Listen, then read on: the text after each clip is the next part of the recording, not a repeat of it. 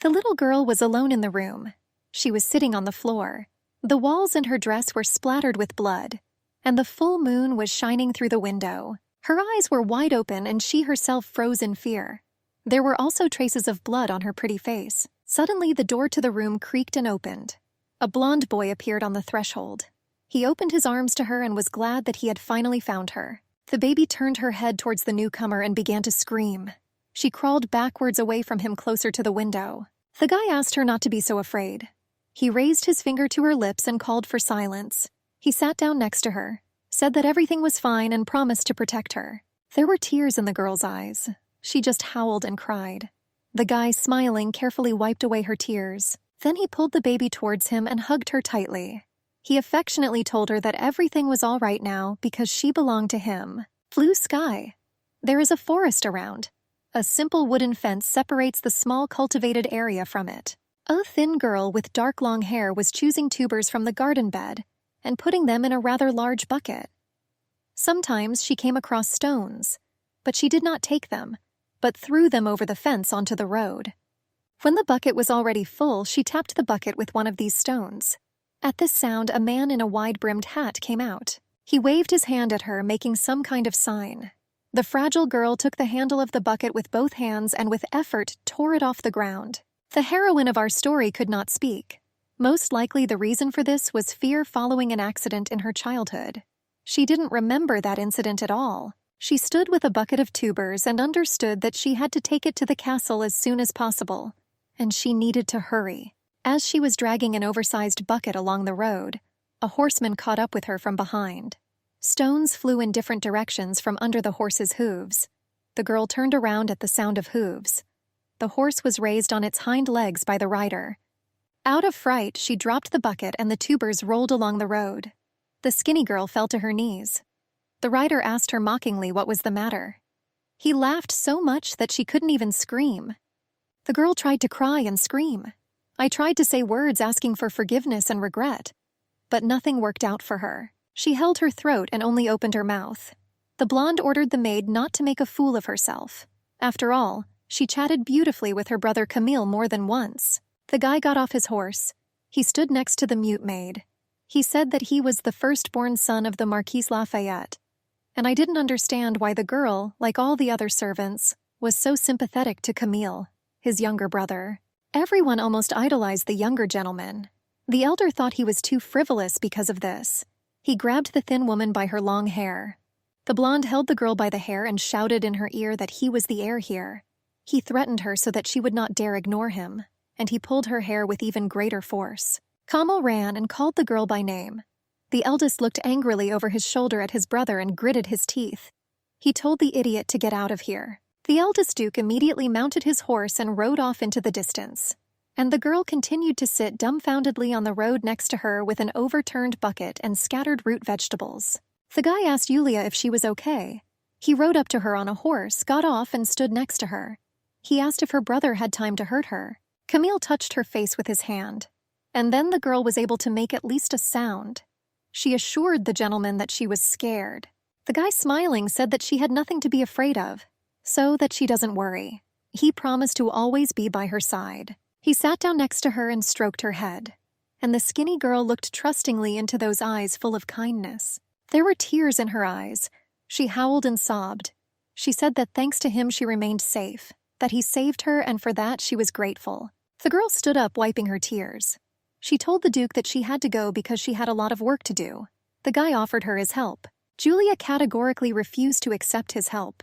She insisted that he shouldn't have done this, and the guy was collecting root vegetables that had rolled along the road. Camille told the girl that he just wanted to be with her, and I wondered why it wasn't possible. Julia was all flushed but couldn't find anything to answer him. She shook her head, and the guy just smiled, looking at her. The action took place in the Kingdom of Arcadia. In the blood of the royal dynasty, two ducal families, as well as in the family of marquises, who have served the crown since ancient times, flows the ability called arcana. Our heroine worked as a maid on the estate of the former Marquis Lafayette. His second son, Mr. Camille, possessed an arcana capable of temporarily weakening illnesses and curses. According to the doctor, the girl could not speak due to mental trauma. But while Mr. Camille's arcana was not acting on her, She acquired the ability to speak. So they slowly walked to the castle, happily chatting about everything in the world and nothing in particular. The guy placed the bucket on the ground next to the kitchen door. Swearing was heard from behind the door. The woman opening the door said the worst words to the girl, but she was stunned when she opened them, and when she saw the gentleman, she asked for forgiveness. The guy apologized in response. He said that it was he who caused them unnecessary trouble and problems. He smiled cheerfully at the girl and asked what she would do now. She said that now she needs to wash the potatoes. She asked the cook to wait a little longer with a bow. The gentleman asked the cook to forgive the unfortunate girl, and she didn't understand why Mr. Camille was so concerned about this brainless girl. She promised that she wouldn't let her get away with it. Already at night in her house, the girl was going to rest. Washed clothes hung on a line to dry. The skinny girl sat on the floor and reproached herself for failing again today. She told herself that tomorrow she would try to do everything so that she would not be scolded. After all, she could only cause Mr. Camille problems. But someone with a whip was approaching our heroine's lonely house.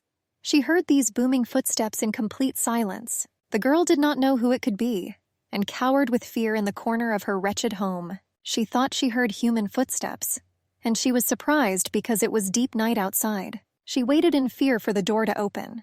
Soon the creaking of rusty hinges was heard. A malicious smile distorted the guy's already not very attractive face. Mr. Gregory appeared on the threshold of her home in the moonlight. He was drunk. In his right hand he held an empty bottle of wine, and in his left, a whip. He lashed with a whip. He said that they were all such idiots and cretins, that they exalted his younger brother Camille. The guy exhaled anger, and again his whip fell on the girl's back, but she didn't make a sound. He said she was a boring woman, and the girl was lying on the floor near the bed with an overturned chair. Julia thought it was good that she was only beaten, but the Duke's eldest son had never broken into her closet like that before, and now she was scared. She tried to think about Mr. Camille, and she felt calmer. The sun was rising above the horizon. Morning was coming. A bucket of cold water was thrown on the girl's head. The cook shouted at the thin woman that she was late, called her lazy. The girl bowed, mentally asked to forgive her. The woman ordered not to piss her off. She ordered the girl to quickly wash it and pointed to a full bucket with dirty dishes. Julia grabbed the bucket and went to wash the dirty dishes. The cook wondered why the girl was so awkward and clumsy. Another said that usually such people were fired, and this usually alarmed her. The third asked to stop washing the bones. She admitted that when she listened to them, she herself began to get angry. The guy who came in thanked the maids for their work. The girls were surprised to see the young gentleman appear in the kitchen. He smiled and charged all the kitchen workers with his energy. Kamal said the dinner was great. Therefore, I came to personally thank you for this. One of the girls said it wasn't worth it. It was known that Mr. Camille looked in on the maids from time to time. He thanks them, although he is an aristocrat and is not obliged to do this. The guy was simply wonderful, and here all the workers adored him. The young gentleman wondered where Julia was. The head cook pursed her lips in frustration. She couldn't understand why he wanted this girl. I couldn't believe that Mr. Camille could like her, but then she thought that he was interested in Julia because she could create a mess, that he didn't see her and became worried. The guy asked the cook to bake brioche for the girl. She hesitated.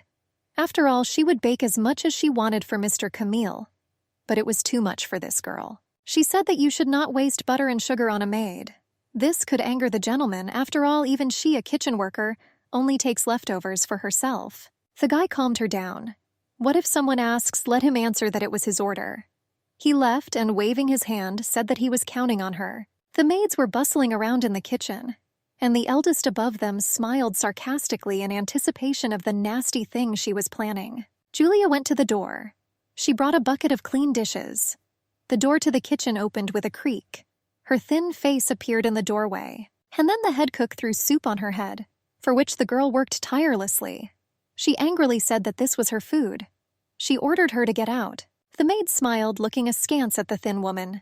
They laughed at her, but she didn't understand what was happening around her.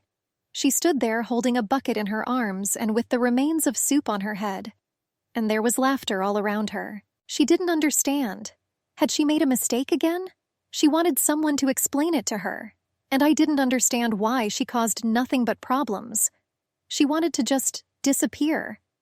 I told myself that I shouldn't cry. She swallowed nervously with offense. I told myself that I needed to finish my work as soon as possible. The girl washed the floor, wiping it with a rag. Mr. Kamil looked through the kitchen door. He gasped quietly at the sight of the girl. He felt a shiver from this cutie. The full moon was shining in the sky. The girl sat in her closet on the floor and analyzed her day. It turned out that she angered everyone again. And in the end, she remained hungry. She was very hungry. Remembering those evil, twisted smiles, she imagined them splattered with blood, and the evil eldest son of the Duke, and the malicious cooks.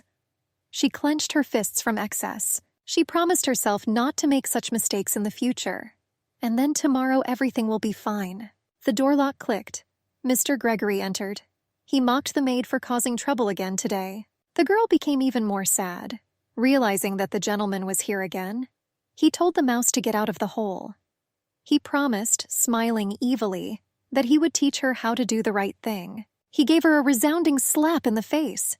Then he grabbed her tightly by the hair and threw her face down on the floor. The girl remained lying there. Then the guy took a bucket of water and poured it on her. The girl screamed and begged the gentleman to stop. But her voice did not betray a sound. Gregory asked if she wanted to chat with him. He accused that she and Camel simply conspired against him. And he asked how long they planned to make a fool out of him. He narrowed his eyes angrily. The mute girl sat on the floor all wet, shaking with fear and cold. Gregory swallowed nervously. He insisted that she was infuriating him and, kicking her, proudly walked away, leaving her lying alone on the cold floor of the closet. Julia was crying. She consoled herself that at least she was still alive, but she didn't understand why she even lived. The old maid was combing the young master's hair. He told her that he was going to have lunch with Julia today. Therefore, I asked to prepare 2 servings. Kamil reported that this girl does not like to sit still within 4 walls. Therefore, I asked that lunch be served in the garden. The woman was surprised. The guy continued to give orders. He asked to bring grape juice for Julia. After all, he doubted that she would drink alcohol. The old maid was surprised. After all, no matter how high the position a servant occupied, it was unthinkable to dine with the master. Especially for this girl. She believed that among the servants she was the most senior and honored worker of the castle. But she couldn't remember a time when Mr. Kamil would call her by name. The gentleman asked to fulfill his request. The woman replied that she would obediently carry out his order and went to the kitchen. She said that Mr. Kamil wanted to dine in the garden. She asked me to cook something simple for 2 servings. The cook asked her about 2 servings. The maid confirmed that he heard everything correctly. She explained that Mr. Kamil would have lunch with Yulia today. The guy was surprised, and the maid insisted that she didn't like it either. The head cook listened silently, clenching her teeth. She agreed that they served the masters for so many years, but they're not something to dine with, and they even disdained to call him by name. And it was not clear why this girl should enjoy privileges. The cook thought that that girl was simply pathetic to look at. After all, she doesn't understand anything and can't say a word. And Mr. Kamil simply felt sorry for her. The maid agreed with the cook's opinion, considering her to be right, but Mr. Kamil's order was undeniable. The cook ordered the others to continue working. And by the way, I was wondering where Julia had gone. The cook replied that it seemed the girl had to tidy up the pantry today. The cook had an idea. She walked towards the storage building. One of the door wings was open. Julia was just wiping off her sweat. She finally finished her work here, and I was going to take a short break for myself. The cook stood outside the door and angrily watched the girl from around the corner. At some point, the door creaked and slammed shut. Julia noticed this and was surprised that the door closed on its own. She went to open it, but no matter how hard she tried, nothing worked. And then I realized that I was closed from the outside. I couldn't understand how this happened. It turned out that someone didn't notice that she was inside. She also admitted that this could have been done on purpose, and the cook walked away from the pantry contentedly. Julia thought that now it's not so important how this happened, but she hoped that someone should have noticed her. She pounded on the doors with her fists as hard as she could. Booming sounds were heard throughout the area.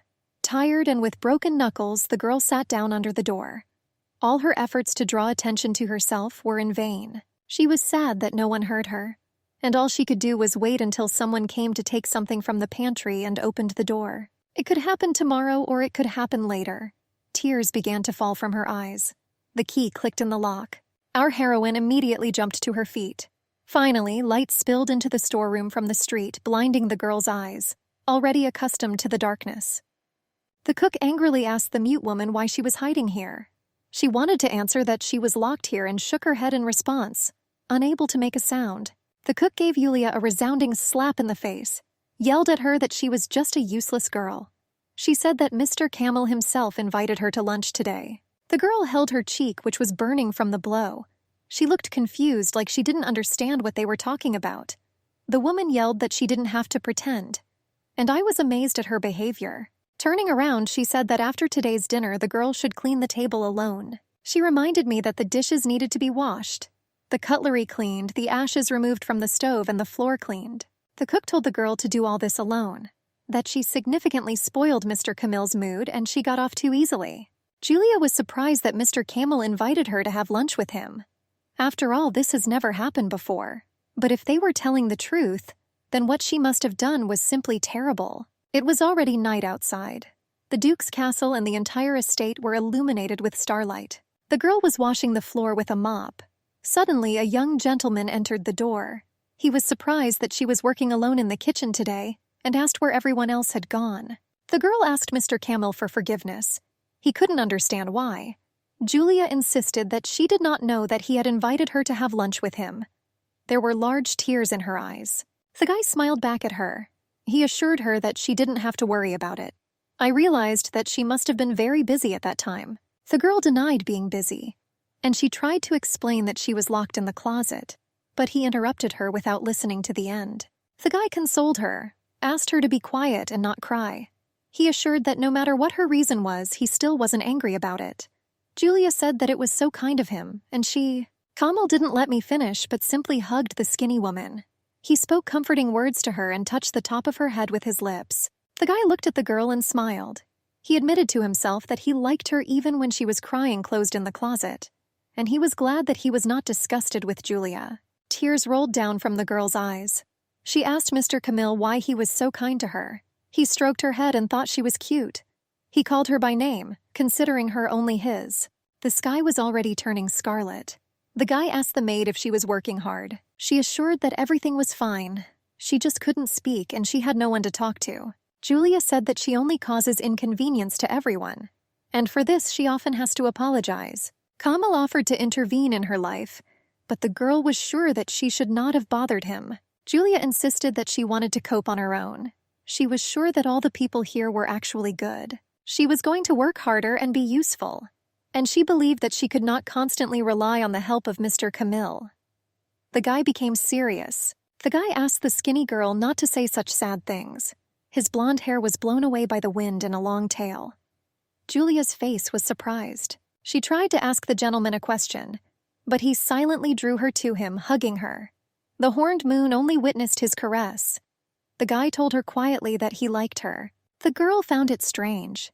Camille assured that she herself noticed his attitude and feelings towards her, but Julia pushed him into the chest with her thin hand. She said that this couldn't be done.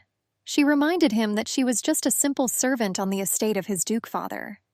The guy was deep in thought. He was surprised that she was bothered by the difference in their social status, and that he belonged to the noble Lafayette family. The guy reminded that he was only the second son, and he will not inherit either the title or the fortune of their family. Camille insisted that he had nothing but a noble name. Julia asked him not to say that. She assured Mr. Camille that he was a wonderful person. She talked about his kindness and care for a simple servant. The girl assured that he was dear not only to her, but to everyone in this estate. The guy thanked her. He said that he could not ask her to accept his feelings while he was in such a precarious position. Julia looked at the gentleman offended. He asked her for forgiveness. He insisted that he did not want to burden her with his feelings. He only asked her to remember that he values her very much. The girl drew his attention to the fact that it was already completely dark.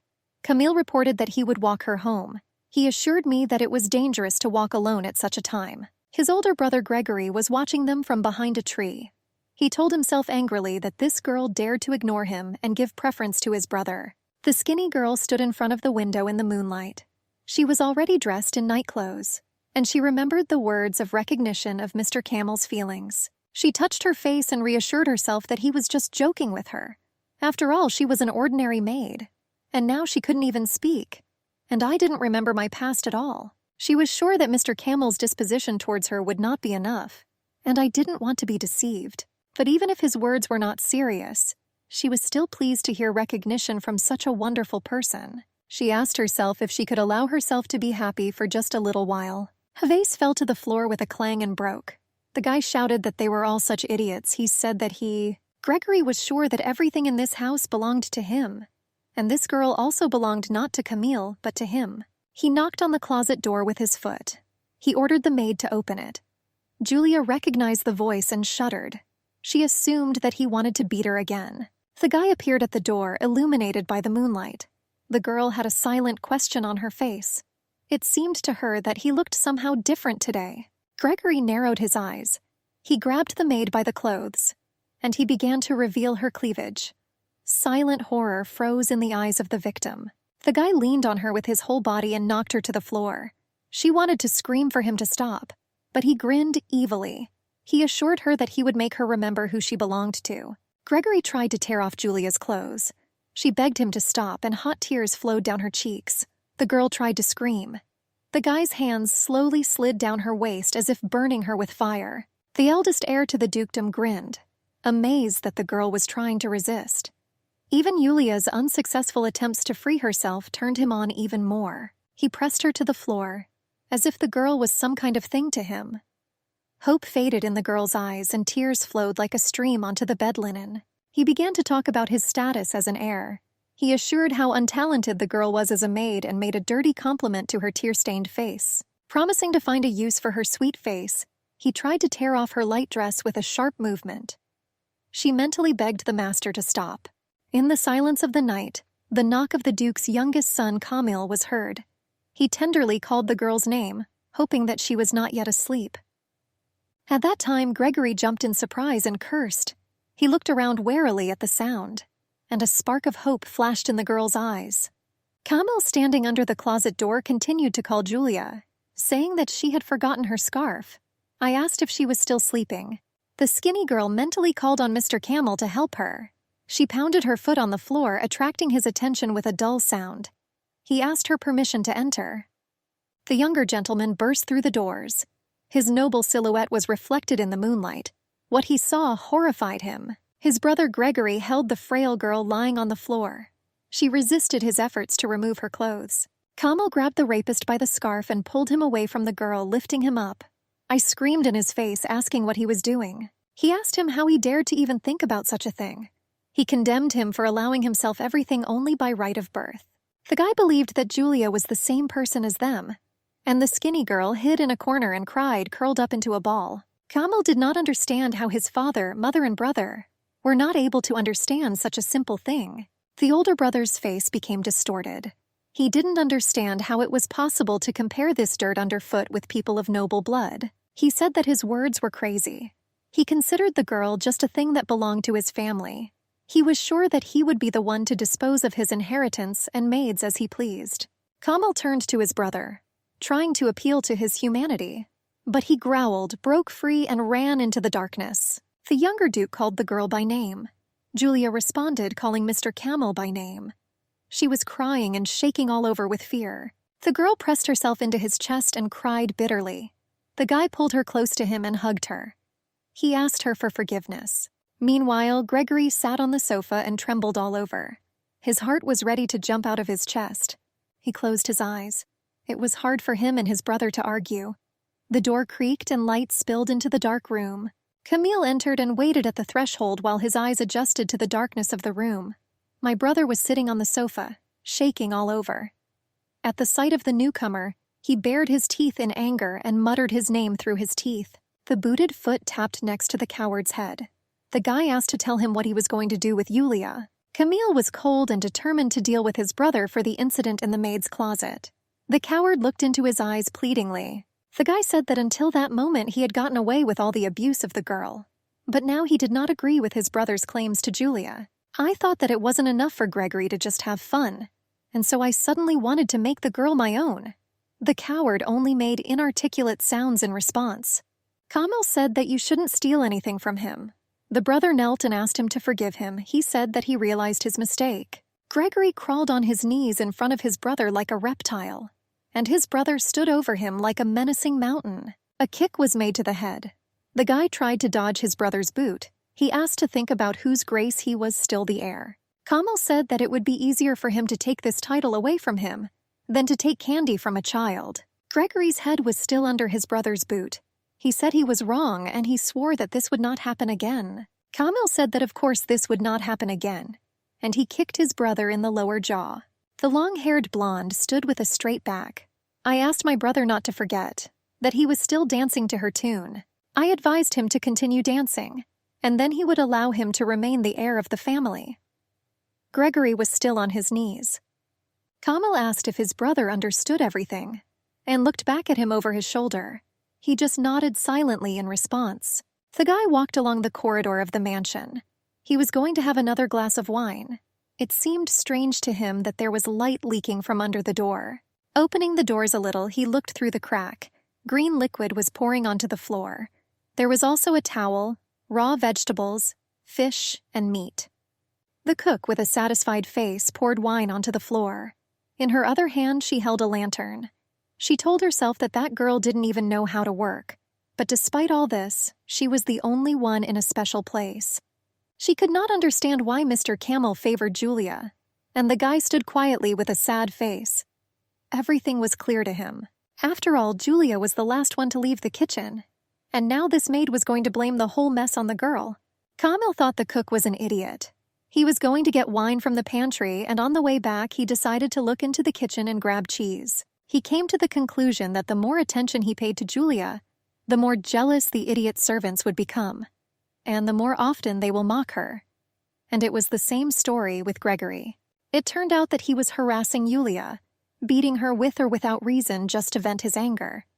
After all, the older brother felt that Kamal was superior to him in many ways, and these actions were his way to feel more confident. The guy was sitting in a chair and drinking wine from a glass.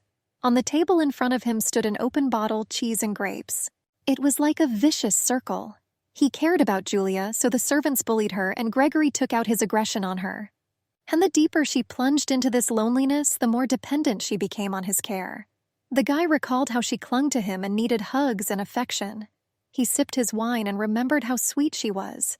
His Julia. The kitchen workers who entered were horrified by what was happening there, and everyone turned their attention to the fragile girl. The cook angrily asked if it was her doing, remembering that she was the last one to leave the kitchen yesterday. The girl herself was surprised. The girl agreed that she was the last one to leave, but she probably left the kitchen in perfect order. The young master looked through the kitchen door and wished everyone a good morning with a smile on his face. The servants all turned around at once. The guy stood with a bottle of wine in his hands. He said that last night he borrowed wine and cheese from here, and now I've come to return the open bottle. The cook was surprised that the gentleman himself decided to bring it. I assured him that he could ask the maids about it. Kamil was sure that there was only more work and everyone was busy. Besides, I wanted to invite Yulia to dinner. The guy looked through the servants deep into the kitchen, looking for the girl with his eyes. He asked if she had already come here. Seeing the mess on the floor, he pretended that he was seeing it for the first time, and asked what it was. The cook insisted that they themselves did not know. After all the kitchen workers just came here themselves. He told the gentleman that Yulia was the last one to leave the kitchen yesterday. The girl stood with a guilty and confused face. Camille was surprised, and she insisted that the mess was clearly not her doing. The cook asked how the gentleman knew this. The Duke's son answered that last night, when he looked for cheese, there was not a speck of dust here. I assumed that Julia had already finished work by that time and left. Camille was sure that something was going to happen later. Perhaps someone got in here and deliberately created this mess here. He admitted the idea that someone maliciously wanted to frame Yulia, who was the last to leave here. And this someone clearly hated her. The cook pressed her lips tightly and looked away to the side. Our heroine stood sad. Camille assured that they had no time to look for the culprit, and I thought it would be bad if breakfast was delayed. He assumed that his mother could swear. The servants unanimously agreed with him, and the guy rolled up his sleeves and assured them that he would also help them clean up. The cook tried to dissuade the gentleman. Camille admitted that he was not particularly good at cooking, but he could cope with cleaning. He picked up dirty towels from the floor. He said that he would wash them first, Julia looked at the gentleman pleadingly, but he held the once white towel tightly. He assured her with a smile that everything was fine. He insisted that he knew very well that it was not she who did it. The girl knew that she was not the one who made the mess and spread the dirt in the kitchen, but she still believed that the blame for what happened lay with her. It turned out that she was the one who made someone hate her so much, but she could not understand why. While everyone was angry with her, Monsieur Camille remained so kind to her. The guy invited her to clean up together. Julia mentally asked Mr. Camille to forgive her for being so spoiled, and the cook looked angrily at the sweet couple. Her trick didn't work, and she clenched her teeth tightly in anger. Camille noticed these sidelong glances at the girl. He knew very well who arranged this, but didn't tell her anything. He thought that this idiot would be very easy to control. Julia was wiping the kitchen floor dry. Then she carried the large barrel out of the room. She said she had already caused enough inconvenience for everyone. She was soaking dirty towels for washing. She told herself that Mr. Camille was very indulgent to her. Julia believed that this could not continue. I told myself that I had to work even harder. She hung up the white towels and wiped the sweat from her brow. The girl remembered the words of confession of feelings, and this made her feel good. For these words alone, she will try her best. And the angry one looked after the skinny one. Mr. Camille was drinking tea. He asked the head maid where he could buy clothes for a girl from a non-noble family. The woman asked again and wondered why he needed this. The guy clarified that we are not talking about a festive outfit or a work uniform. He was interested in what ordinary girls wear on weekends. The maid, surprised, asked if the master was going to give clothes to that stupid girl. She reminded the guy that he was the son of the Marquis Lafayette, and it was not proper for him to show special attention to some maid just because he felt sorry for her. Camille was sure that the girl was the same person as himself, and if he should look down on Julia just because of her background, this means he should have changed his attitude towards his interlocutor. After all, just because she had a certain power over all the maids of the estate, at the same time she did not cease to remain a maid. The woman stood there like a schoolgirl being reprimanded. The guy took the maid's hand. He said that, however, he himself had never hired servants to handle furniture. And from now on, I didn't want to think differently. Camille realized that the woman cared about him more than about herself, and he couldn't admit the idea that she was somehow worse than himself. The maid tried to object to the master, but he interrupted her. He insisted that he just wanted to be polite to those around him. He wondered why his father, mother, and brother could not understand this. He said that he was counting on at least her understanding. The woman looked ashamed. The guy suddenly took his senior maid by the hand. She was surprised by Mr. Camille's affection, and he gallantly kissed her hand like a knight showing honor to a noble lady. He said that he had been taking care of Julia lately because he saw that she was having a hard time. But the nanny was dearer to him than anyone else. A teapot and 2 porcelain cups were placed on the table. The woman thought about the master's words. She realized, of course, that he was always too kind, but his words today confused her a lot. The woman even blushed from such thoughts. But then she turned around. She said that you need to control yourself. And it was time to return to work. The cook came in. She asked for forgiveness. The head maid asked her what happened. The girl asked permission to meet with the mistress. She claimed that she needed to tell her something. The woman was surprised that the cook could tell the Marquise such a thing. She said that the kitchen worker couldn't just run to her mistress right away. She advised her to first contact her boss. The girl assured that this concerned Mr. Camille, and in another case she would have turned to the boss. She assured that in any other case she would have done so. But now she must be sure that the mistress will know about everything. After all, Mr. Camille will most likely prefer to remain silent out of his kindness. The woman carefully asked what was the matter. The maid hesitated, searching for words. She claimed that that worthless girl forced Mr. Camille to help her with cleaning the kitchen. It was simply outrageous. It was amazing that the son of the Marquis Lafayette cleaned the kitchen himself. The maid said that this was unacceptable. She will not allow Mr. Camille to be insulted in this way. An arrogant woman with tightly compressed lips and an eternally dissatisfied look entered the kitchen. The cook and 2 cooks were surprised by her unexpected appearance in the service room, where usually only servants were present, and the gentlemen did not deign to show their noses here. The cooks greeted the lady in surprise. They asked how they could serve her. The lady was accompanied by a pleased cook and a senior maid. The Marquise screamed in rage, ordering that this dirty mongrel Julia be brought to her immediately. The cook stammered and accepted the order. Then a thin girl came in. All the servants stared at her with angry looks. The guy roughly grabbed the fragile girl tightly by the hand and dragged her. He told the lady that he had found Julia. The girl was also surprised by the appearance of the Marquise here, and she tensed, not understanding what they wanted from her. The woman ordered the offending maid to be taken away from here.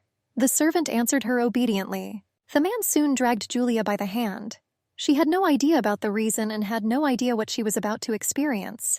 The servants in the kitchen were all noticeably despondent, and only the cook who started all this grinned maliciously. Kamil was sitting at the table and reading a book. Suddenly, the door swung open. Brother Gregory came to see him. He was excited and screaming. The guy asked why he was yelling like that. I was surprised that he didn't even know how to knock. Gregory yelled, "Trouble! Julia!" A man's hand rose with a whip and pointed it at the girl's thin back. There was a click and another scarlet stripe cut into the tender flesh forever. There were tears in our heroine's eyes. She didn't understand why she was being punished. She wanted them to at least tell her the reason. The man had previously received orders to punish the girl with 100 lashes, and then the girl should have been thrown out of the estate. The lady's order was also conveyed to ensure that Julia no longer came into the sight of Mr. Kamil. But the girl didn't know all this and wondered. One man told another of the servants that he would leave everything to him, and he ordered not to even think about feeling sorry for the offender. The skinny girl lay exhausted on a pile of prickly straw. She was worried that she would never see Mr. Kamil again, and that was the worst thing for her. This sent another whip through her heart. The Marquise sat and sedately sipped tea from a porcelain cup. A guy stood in front of her, her youngest son. She asked if he knew why she called him. The woman affirmatively reported that servants for aristocrats are convenient and accessible tools. And her son not only thought of surrounding the servants with his attention, so even now I washed the floors next to them. I thought it was incomprehensible. The lady was sure that her son's behavior was not worthy of the good name of Lafayette. The guy coldly asked who reported on Yulia. Kamil was sure that the girl in this house was hated more and more. He thought that if he gained the favor of the servants, then no one would treat her badly anymore. But it did not help. The guy asked his mother to forgive him. He promised her that he would be more careful in future. His mother answered him rudely, telling him to get out of her sight. Kamil answered her timidly and obediently. He realized that he could not yet get rid of his mother so easily, and he will have to curry favor with her for some time. And in such a situation, he didn't know how he could keep an eye on Julia at the same time. There was a choice to use servants or Gregory. He did not want to allow him and Julia to be separated. A guy in ragged clothes was sitting under the wall when a covered wagon arrived. The man pulled the fragile girl out by the leg. There was a dull sound of a falling body. The carriage drove away, disappearing into the darkness, and Yulia, still conscious, remained lying on the road. She mentally asked not to leave her here alone. She tried to figure out what to do now. After all, she was aware that it was clearly dangerous to stay here. Julia decided to hide somewhere. She found the strength to get up and hobbled to find a safer place, but she didn't know where to go. Her legs were shaking. She wanted to call someone for help, but she couldn't. Her back, cut by the whip, was bleeding. Tears streamed down her cheeks. She mentally asked Mr. Kamil to come to her aid. A carriage drawn by a pair of noble animals was passing along a cobbled street. The horse's hooves clopped rhythmically. The guy abruptly stopped the carriage when a girl suddenly jumped out into the street. The gentleman got out of the carriage and asked in a dissatisfied tone why they stopped so abruptly. The coachman asked for forgiveness and explained that a man just ran out onto the road. A tall brunette in a military uniform and coat went to take a closer look and saw a skinny woman lying unconscious on the stone slabs of the road. It was a girl with long dark hair and simple and shabby clothes. Her blouse was stained with blood on the back. The noble gentleman was horrified. He took the light body into his arms. The coachman reported that there were slums nearby, and he assumed that the girl could be from there. The gentleman joined his guesses. The girl's back was still bleeding, and fresh marks remained on the man's hand. He couldn't understand that this could happen to her, and he decided to take the girl to the estate. Kamil was surprised when he learned from the maid that Julia had been driven away. After all, he thought that she was just being punished, and that's all. The woman with a guilty look said that the mistress ordered the girl to be whipped and then expelled from the estate. She told that shameless woman rightly so. After all, this girl clearly forgot her place. It was outrageous to force the gentleman to help clean the kitchen. The guy's face was tense. He grabbed the maid by the throat and pressed her against the wall. The woman was wheezing. She could not breathe. Camille threatened that if she did not return Julia back to him, he promised to kill her for it. The maid gasped in fear and began to wring her hands. The guy believed that Julia's world began with him and ended with him, and there should be nothing in it except itself. He wondered what would happen when the girl saw life outside the estate, and he was ready to go after her this very minute, but did not want to incur the wrath of his mother. And it turned out that, on the one hand, if he started searching for Julia right now, the implementation of his plan would have to be suspended. On the other hand, while he hesitated, someone else might have suspected something was wrong, and he couldn't allow that to happen. The woman dared to ask Mr. Camille why he was killing himself so much for the sake of that maid, but the guy was already opening the doors. He only briefly said that this girl belongs only to him. The waning moon was shining in the night sky. The eldest son of the Marquise walked resolutely with a whip in his hands. Having caught up with the servant, he asked who carried out the order to punish the maid Julia. His face was twisted with anger. The man asked again. Gregory said that there was no one else but him and narrowed his eyes angrily. He was sure that he had beaten and thrown out the maid Julia from the estate.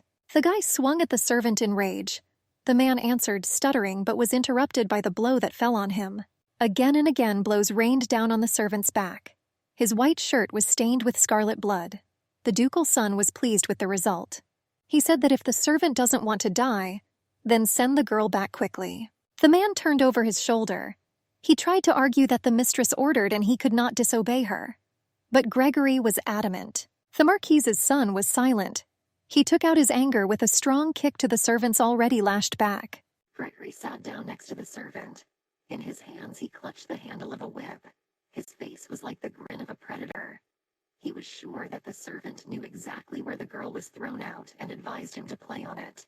And if anyone asks where he left it, he suggested answering that the gentleman have it on Gregory. And he believed that there could not have been a worse punishment. And he was sure that if he answered like that, no one would blame him. The tall trees of the garden looked more like an impenetrable forest. The weather was clear and sunny. Our heroine opened her eyes and sat up in bed. Everything around her was foreign and unfamiliar before. She tried to understand what happened to her and where she was now. While she was wondering what kind of place this was, a young man entered. He smiled friendly at the girl. I was glad that she was finally awake. Julia didn't know who this man was. A tall brunette with sharp but sweet features, he was clearly of noble blood. He asked how the girl was feeling, and after a pause he was very surprised. The girl only now realized that the stranger did not know that she could not speak. The man asked about her muteness. Julia nodded. He asked if she could write, but she just shook her head negatively in response. Disappointment appeared on the brunette's face. Our heroine did not know what to do, and she thought that she shouldn't have disappointed her savior. The man apologized. He assured the rescued girl that he had no intention of reproaching her for anything. With a confident movement of his hand, he pulled a chair next to her bed and sat down next to her, smiling welcomingly. I asked her permission to introduce myself first. Julia concluded for herself that this man clearly had a high position in society, and I thought that he sat next to me out of politeness. The owner of the estate said that his name was Glenn de Westris, and that he bears the title of Duke of their country.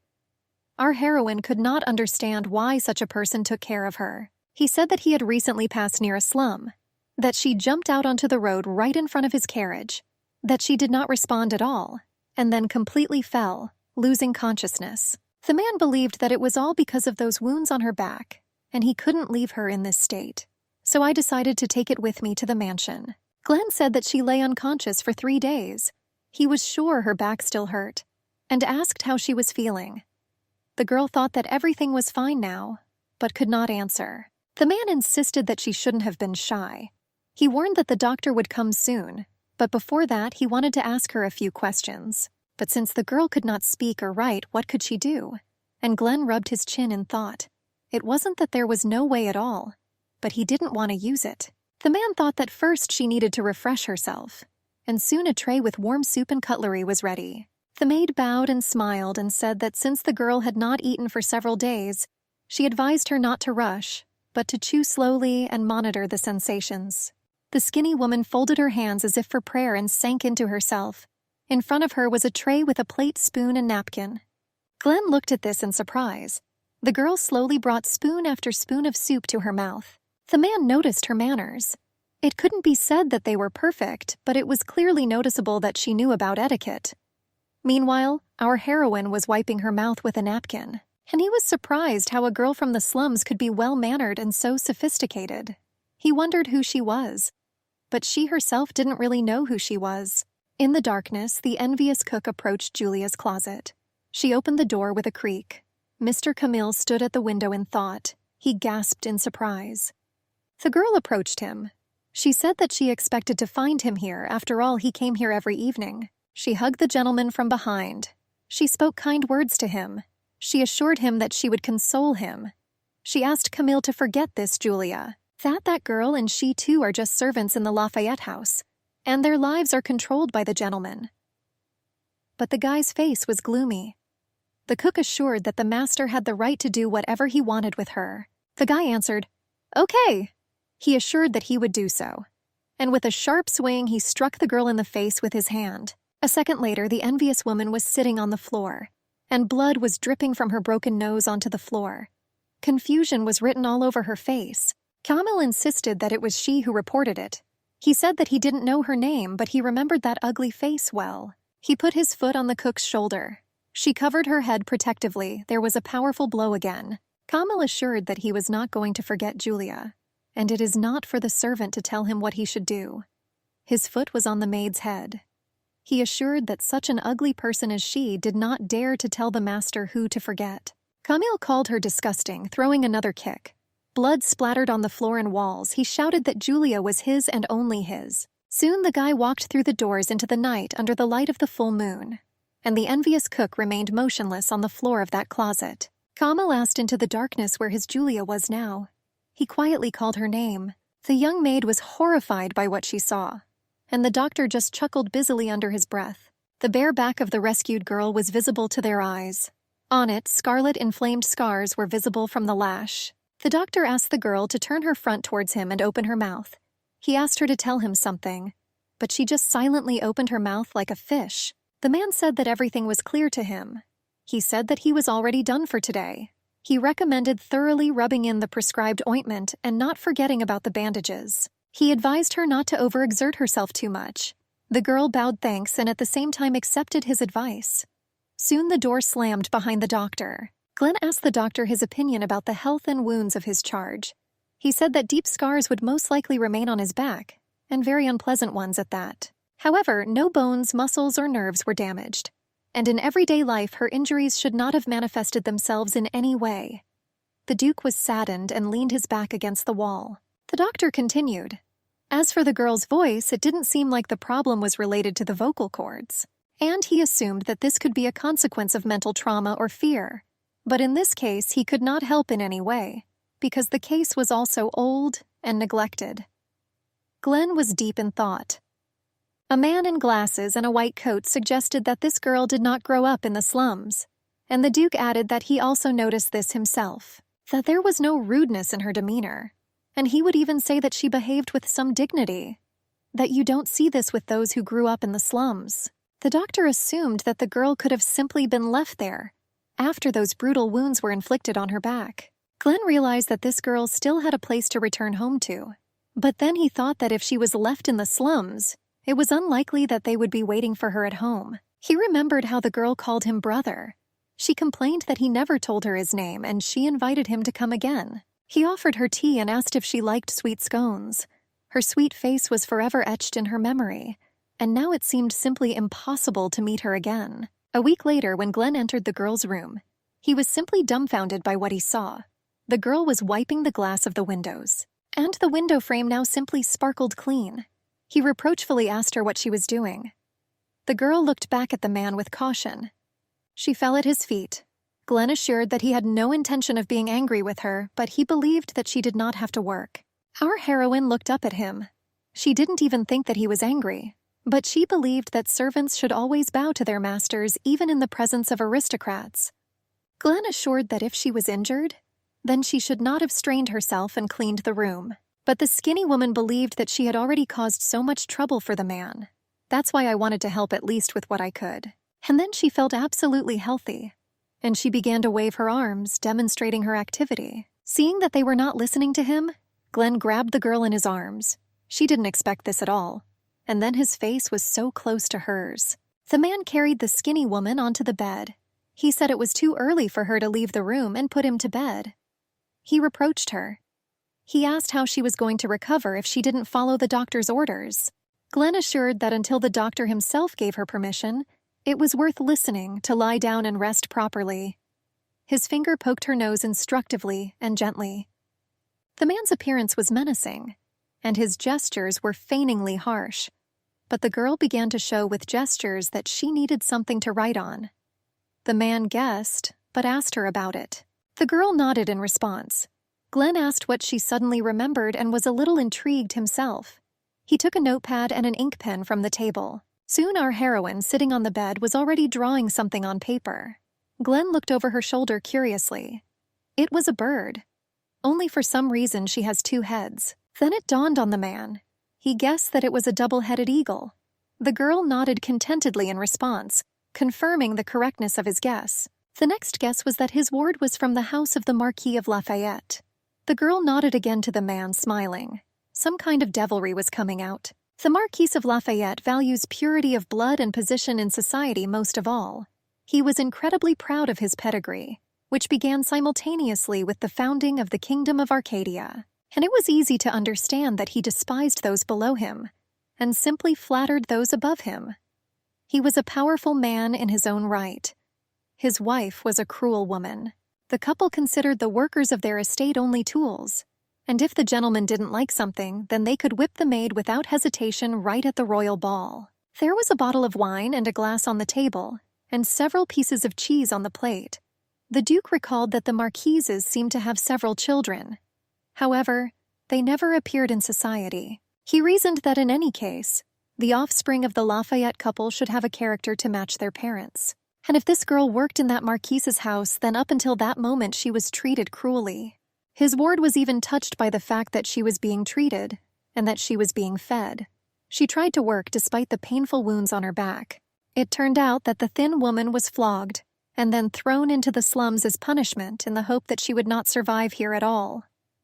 The man thought that if the girl was tormented so much, then why was she so glad to hear the name Lafayette? Her look seemed to say, "I want to come back as soon as possible." This nonsense could not fit into Glenn's head. He wanted to know what this girl was thinking about, and he was sorry that they could not understand each other. He looked at his hand longingly. A plate was thrown onto the floor and it shattered into fragments with a clang. The woman asked herself how long he would fool her. She covered her face with her hands and cried. The boy silently entered the room. He tried to close the doors behind him just as quietly when he left. When he walked along the corridor with a girl, he asked her, "Why does his mother cry all the time? And why doesn't Dad come home?" The boy had tears in his eyes. Suzanne answered the young master that her father was a worthless man, that he was not fulfilling the duties of a duke, and he easily spent all his money on women and gambling. His mother tried with all her might to draw her husband's attention to his family and children, but it was no use, and the crying woman only cursed his mistresses. The boy asked why neither his father nor his mother came to see and visit him. The girl said that the young master himself would understand everything when he grew up a little. He began to cry, and Suzanne hugged him and gently said that he had her and everything would be fine.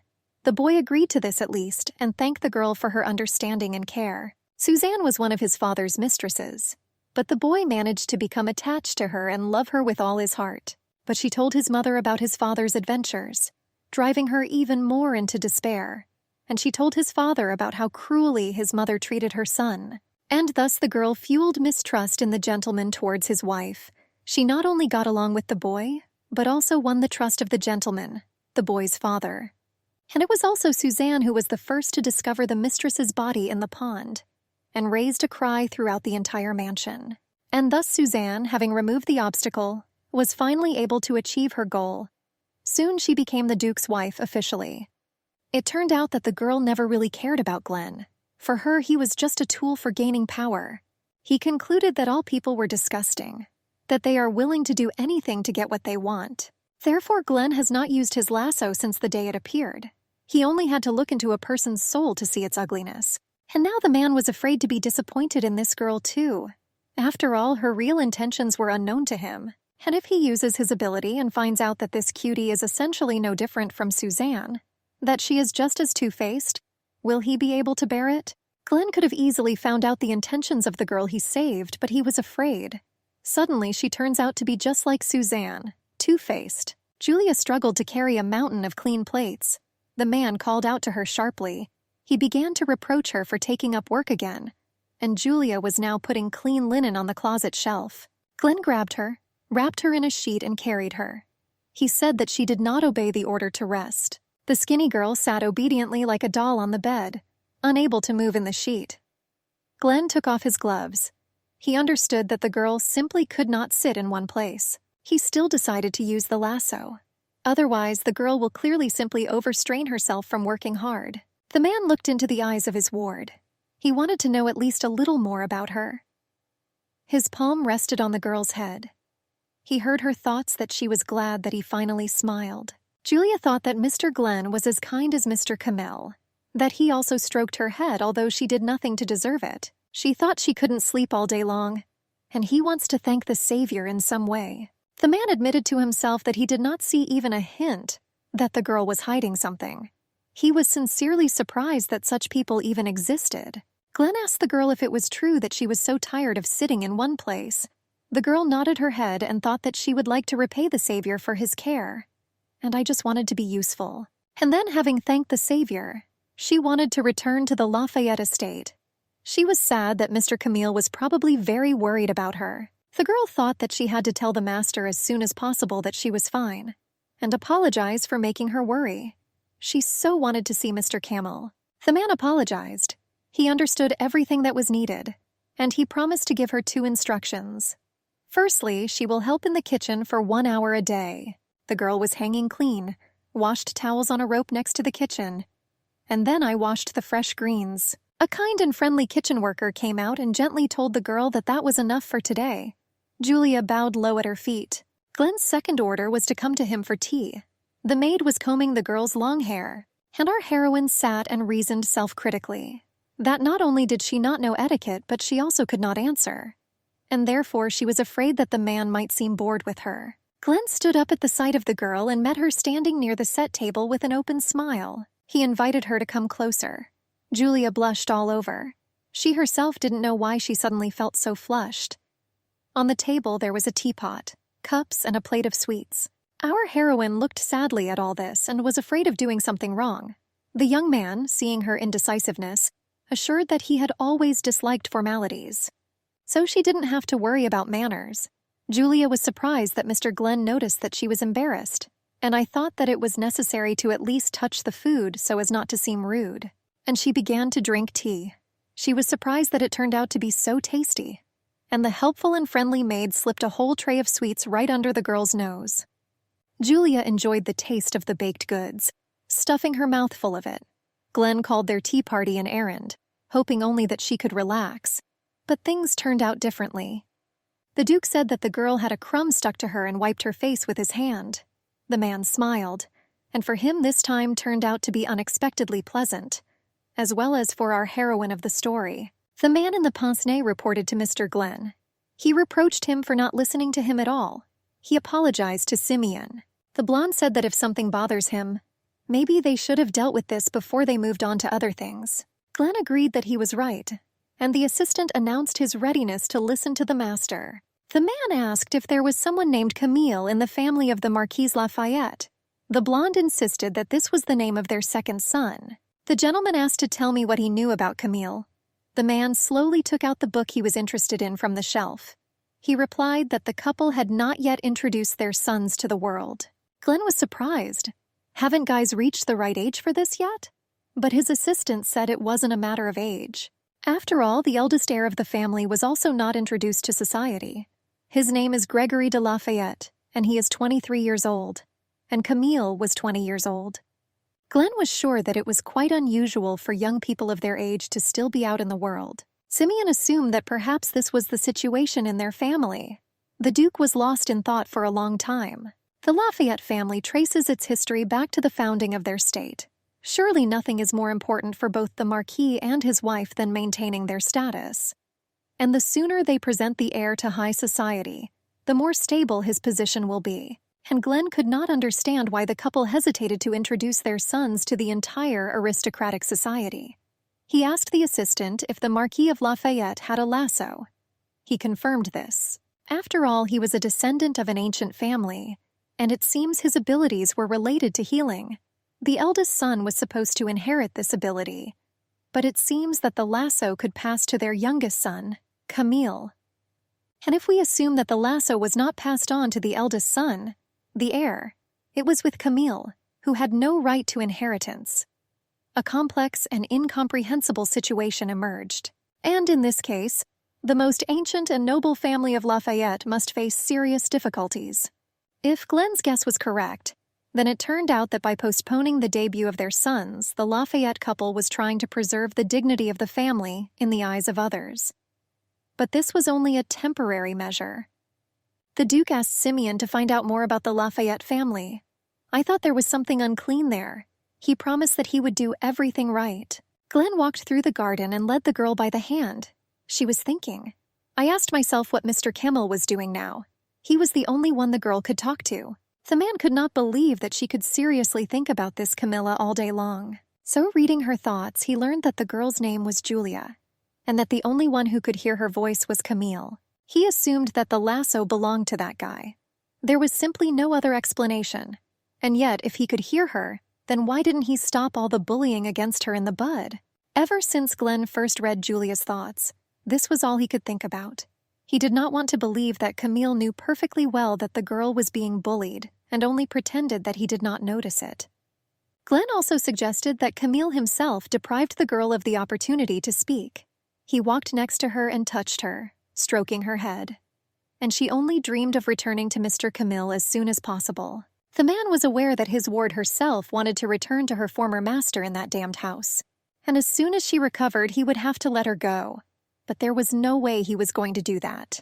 After all, he did not want the girl to be hurt again, but wanted to protect her.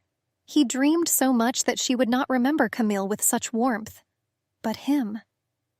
The man touched her hand unobtrusively. Julia looked into the eyes of her savior, and he understood that he could also hear her voice. But he was afraid that if she found out that he read her thoughts whenever he wanted, she might hate him. The guy in the hood carried a lit lantern in his hand and went down the stairs. The door he opened creaked. In the room where this door led, books were scattered on the floor and cryptograms were drawn in the middle. Camille placed a red artifact stone from the bottle into the center of the star. It lit up with a faint glow. The guy carefully sealed the rest of the minerals back with a glass stopper. Our heroine was sitting in the garden on the grass in the company of Glenn. Today he decided to have a picnic for her. Nearby stood a basket of pastries and drinks.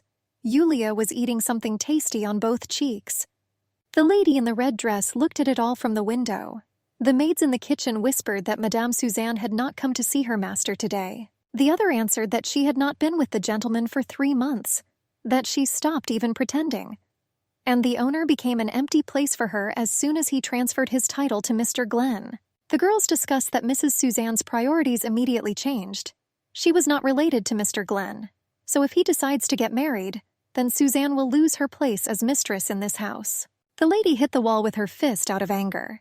She swore at the girl who charmed her stepson with her simplicity, childish spontaneity, and openness. She noted that Glenn had never touched a girl with such tenderness, and she couldn't understand how that ragged woman managed to seduce the man. Suzanne believed that everything was due to the fact that this old man came down with an illness, but still managed to transfer his title to his son. But she told herself that she had not yet enjoyed enough of the luxurious life of the Duchess of Vestris. This was all she had been chasing after the old Duke for so long. Suzanne couldn't contain her joy when the woman finally died, and this became her fatal mistake. The boy noticed her pleased face, and since then Glenn has distanced himself from her. But if he still avoided women, no problem would have arisen. After all, while he was single, the place of the mistress of the Vestris house belonged to Suzanne. She pressed her lips tightly and cursed, not understanding what could have happened. Glenn, who hated and despised people for their insincerity, and girls in particular, Suddenly he showed interest and had a nice time with this person. She told herself that she would never allow this to happen. And opening the doors, she resolutely walked out. Walking down the corridor in heels, she said that at any cost she would throw this girl out of here. Suzanne was sure that the place of mistress in this house belonged only to her, indisputably. With her face twisted with anger, the lady went down the stairs. She saw a sweet couple below. Glenn introduced his guest to his mother. He offered to say hello to her. He insisted that ignoring the Duke's guests was the same as insulting him. Suzanne decided not to let Glenn turn against her. She greeted the girl sweetly with a smile. She said that she was glad to see her in their house. Julia politely bowed her head in response. And the lady noted to herself that if her stepson ordered her like a duke, she could not help but obey. And now she didn't even know what to do. Now how could I get rid of this girl? A pillow fell to the floor. Suzanne was irritated by everything. She didn't understand why on earth she should now grovel before some nameless simpleton. She was looking in her head for an opportunity on how she could get rid of this girl. And soon she had a great idea. Glenn didn't show much interest, so she completely forgot about it. She sat and wrote a short letter on paper with a quill pen. When she finished, she smiled with a satisfied and malicious grin. The addressee of the letter read the message. It was strange that Glenn at first avoided women and all people indiscriminately, and then he had the audacity to drag some girl into the estate. Another letter said that the addressee knows that Gregory's arcana is called Curse, while Camel's arcana is Liberation. After reading this, Glenn stated that he did not want to rely solely on this document. The assistant in the pensionnat said that he was very sorry, but there was very little information on this issue. The gentleman was sure that the reason for this was that the brothers did not appear in public. The man was sure that Gregory's lasso raised certain questions, but he had even more suspicions about Camel's abilities. After all, if we assume that Julia cannot speak due to the curse, then Camille's lasso was supposed to destroy it and return the girl's voice once and for all. Let Julia speak again next to Camille, but this did not remove the curse from her as such. Apparently, this ability only temporarily deprived him of his strength. Glenn wondered whether such a lasso could even exist. He checked with his assistant about the lasso of the Marquis Lafayette, which had the ability to heal. It turned out that his capabilities were limited, and besides, the Marquis's health had been deteriorating lately, and he hardly appeared in public. But at the same time, he still refused to introduce his heir to society. It was strange for a person to put his family and his blood above all else. Glenn suspected something fishy here, but I still couldn't understand what exactly. He couldn't understand. And he wanted to protect Julia from danger, but he knew almost nothing. They knocked on the door and asked for forgiveness for disturbing me. They brought tea, and along with the servants, Julia entered with a bouquet of delicate roses with a smile on her face. The Duke guessed that the girl must have been helping the gardener today, and he allowed her to collect a bouquet. The girl pressed the flowers to her chest and glowed with pleasure. The servant spoke into the master's ear that since he was partial to flowers, the girl wanted to take them to his office. Glenn was surprised by this statement of his preferences, but the servant said that at least the girl thought so. The servant said that the gentleman himself walked with the girl every day in the garden, so she thought so. Meanwhile, Julia was putting cut roses in a vase. Glenn insisted that he walked in the garden with her simply because she liked it. But then it suddenly dawned on him. He asked his assistant how he knew all this. He explained, "I learned everything from Julia herself. She could explain everything intelligently with gestures, and it turned out that she was quite successful in this, so they haven't had any problems with understanding yet." Glenn insisted that this was great news. He only felt sorry that they were the only ones who didn't have problems, and he became sad. The blonde covered his mouth to hide the chuckle that escaped him. Julia looked at everything with eyes full of surprise. Glenn looked at the girl with love and tenderness. When she noticed his gaze on her, she timidly bowed to him. The employee said that she had not yet finished with her duties, so he asked them to postpone their tea party a little. The Duke agreed. Our heroine was glad that Mr. Glenn smiled at her. She took this to mean that he liked flowers after all, and I was glad that I thought of bringing him a bouquet. She was already wondering what to do with her time before tea, but she was brought out of her thoughts by the sight of a maid carrying a basket of laundry. The maid asked the girl if she would like to help her.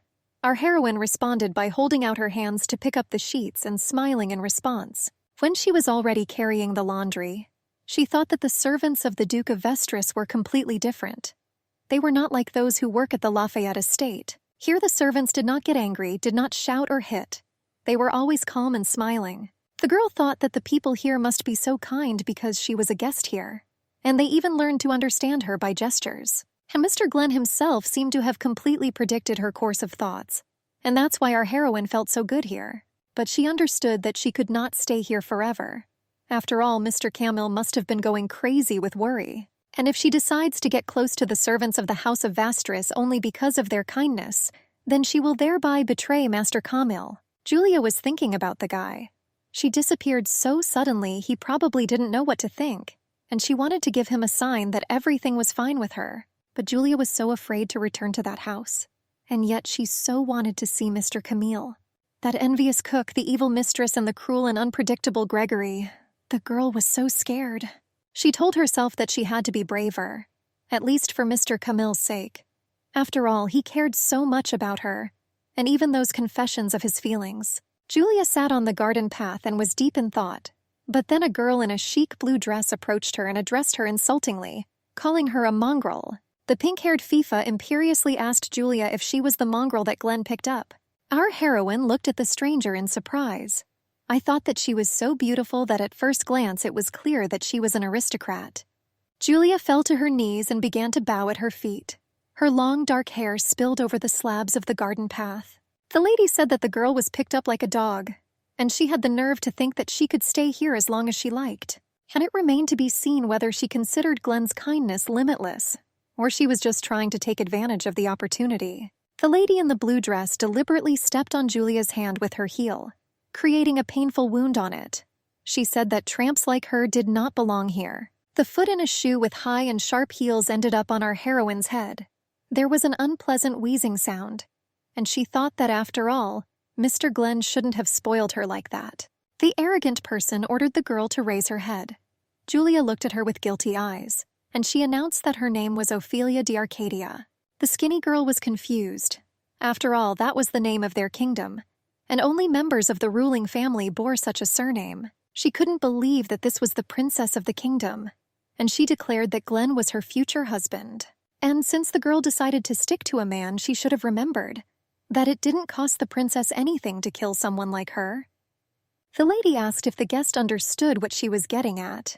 Julia stood timidly on her knees in front of her and nodded her head. The princess asked her to thank her for her condescension, turned sharply and left, and Julia, sitting on the garden path, tried to realize that Mrs. Ophelia would become Glenn's wife. The man, after all, bore the title of Duke, and of course he already had a bride in mind, but she couldn't understand why her heart was so heavy. The maid asked Julia in surprise when she saw her what happened to her. The girl shuddered. She assumed that she had fallen, and she suggested quickly treating these wounds. She took the girl by the hand and led her with her, and Julia was surprised that the people at the Vestris estate were so kind to her, and she didn't want to keep causing them problems. The Duke's assistant thanked the man. He said that was all, and Julia was sitting in the cart next to empty boxes and barrels for exchange. She thought that even if she left here, she would still not be able to return to the Lafayette estate. Yes, she didn't even know where it was. And even if she somehow miraculously made it to Judas, the mistress would not allow her to stay there. And there was something else. Gregory, with his aggression and appearances in her closet, an unfriendly servant. Julia realized that she really wanted to see Miracamille, but she was very afraid to go to that house again. The servant said that the girl suddenly disappeared. The Duke clarified what this even meant. He said that he was very sorry. All the servants were ordered to search, but so far there was no news. Glenn clarified who last saw the girl. The maid immediately responded. He asked her if she had noticed anything suspicious. She assured that in fact the girl had an abrasion, and when she encountered the girl, she was sitting in the garden and seemed to be looking into space. There were scratches on her forehead and near her nose, so she immediately rushed to treat the girl's wounds, and she asked if she had fallen and received only a nod in response.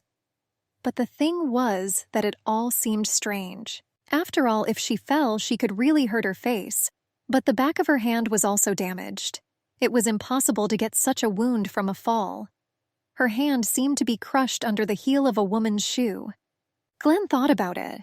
This could not have been the work of the stepmother. After all, he was now a duke, and she would not risk going openly against his will. But today Ophelia unexpectedly showed up to visit him without an invitation or any apparent reason.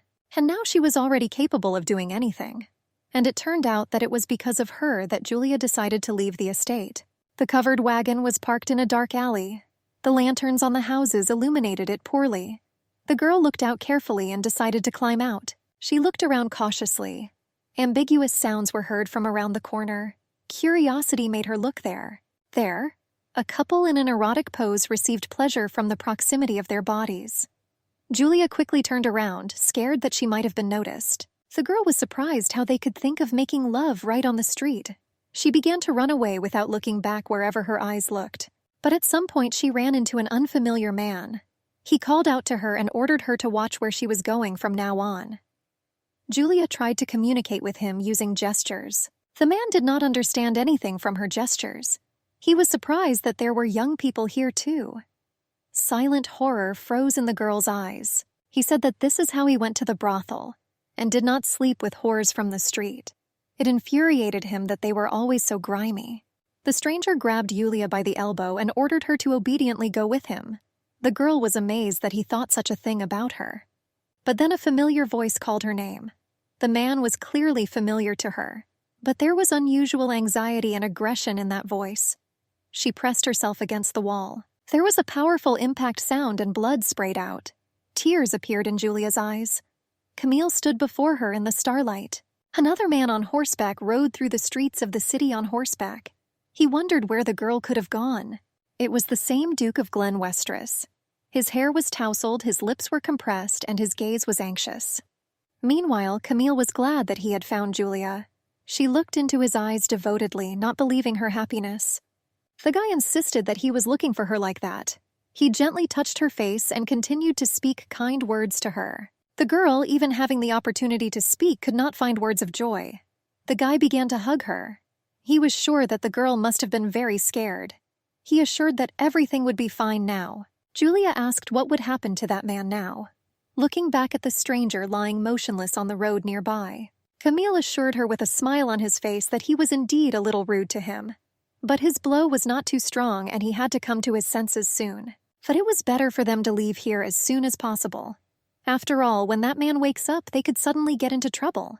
The guy picked up the light girl in his arms and she even gasped in surprise. And he carried her further in his arms. The girl protested. She assured Mr. Camille that she could get there herself, but he assured that she was trembling all over. And he will protect her. I asked her not to worry so much. And on the slabs of that road, the man's body remained lying in a pool of his own blood. Camille, meanwhile, put the girl on horseback in front of him. He asked her where she had been all this time. She mumbled something inaudible in response to him over her shoulder. The guy said that when she was kicked out of the estate, she was seriously injured. And now she was wearing clean and new clothes, and her wounds seemed to have completely healed. Julia answered, fortunately for her, she then ended up at the estate of Duke Vestris. Camille asked about Duke Vestris. The girl assured that he found her on the road and took her with him, and he was incredibly kind to her all the time. Camille, out of emotion and jealousy, only squeezed the reins of his horse with force. He wondered how in this case Julia ended up in this place. After all, the Vestris estate was quite far away. Julia hesitated. She shared that she just didn't think those people should care about her forever. The guy was surprised that she really left without telling anyone anything. She confirmed this with a sad face. She told how she snuck into the cart of the merchant who was leaving the estate. He reproached her for that. She said that she was perfectly aware of everything, but she didn't know at all how to explain why she wanted to leave. And even if she could, they still wouldn't let her go. Julia realized that she had not even thanked them in the end, and she acted ungratefully. But she could not continue to stay there precisely because the people there were kind to her. And the Duke of Glen himself, too. Feet in luxurious shoes stood on the threshold of the mansion and the floorboards creaked. The man was sad. Glen asked his assistant if they had found anything. He replied that there was nothing, not a clue. He recalled how, as a child, a girl called him brother and reproached him for never telling her his name.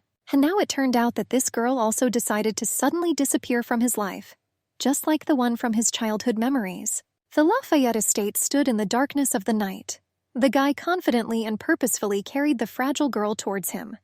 Julia pressed her whole body against him. At some point, she began to assure Mr. Camel that she could reach her hut alone. The guy assured her that now she couldn't go there anymore, and it even became dangerous. Julia asked where I should live then, if not there. Camille approached the mansion without answering the girl's questions. She said that she could not sleep in the same place as the gentleman. The guy asks her to keep her voice down.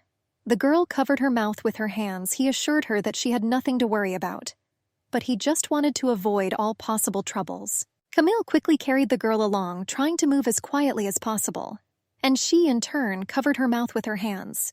But no matter how hard the guy tried, they were still noticed by Gregory.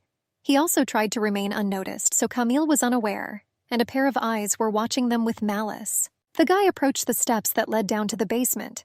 He took the door key from his neck. Skillfully with one hand, he turned the key in the lock. It clicked easily. Camille touched his hand to the painted glass on the small shield. The wall itself began to move to the side, letting us inside. The guy, pleased with himself and the impression he had made on the girl, carried her in his arms deeper into the room. Julia looked around with surprise and apprehension. Under the wall there was a wooden bed with a scarlet and short canopy. She asked Mr. Camille where they were.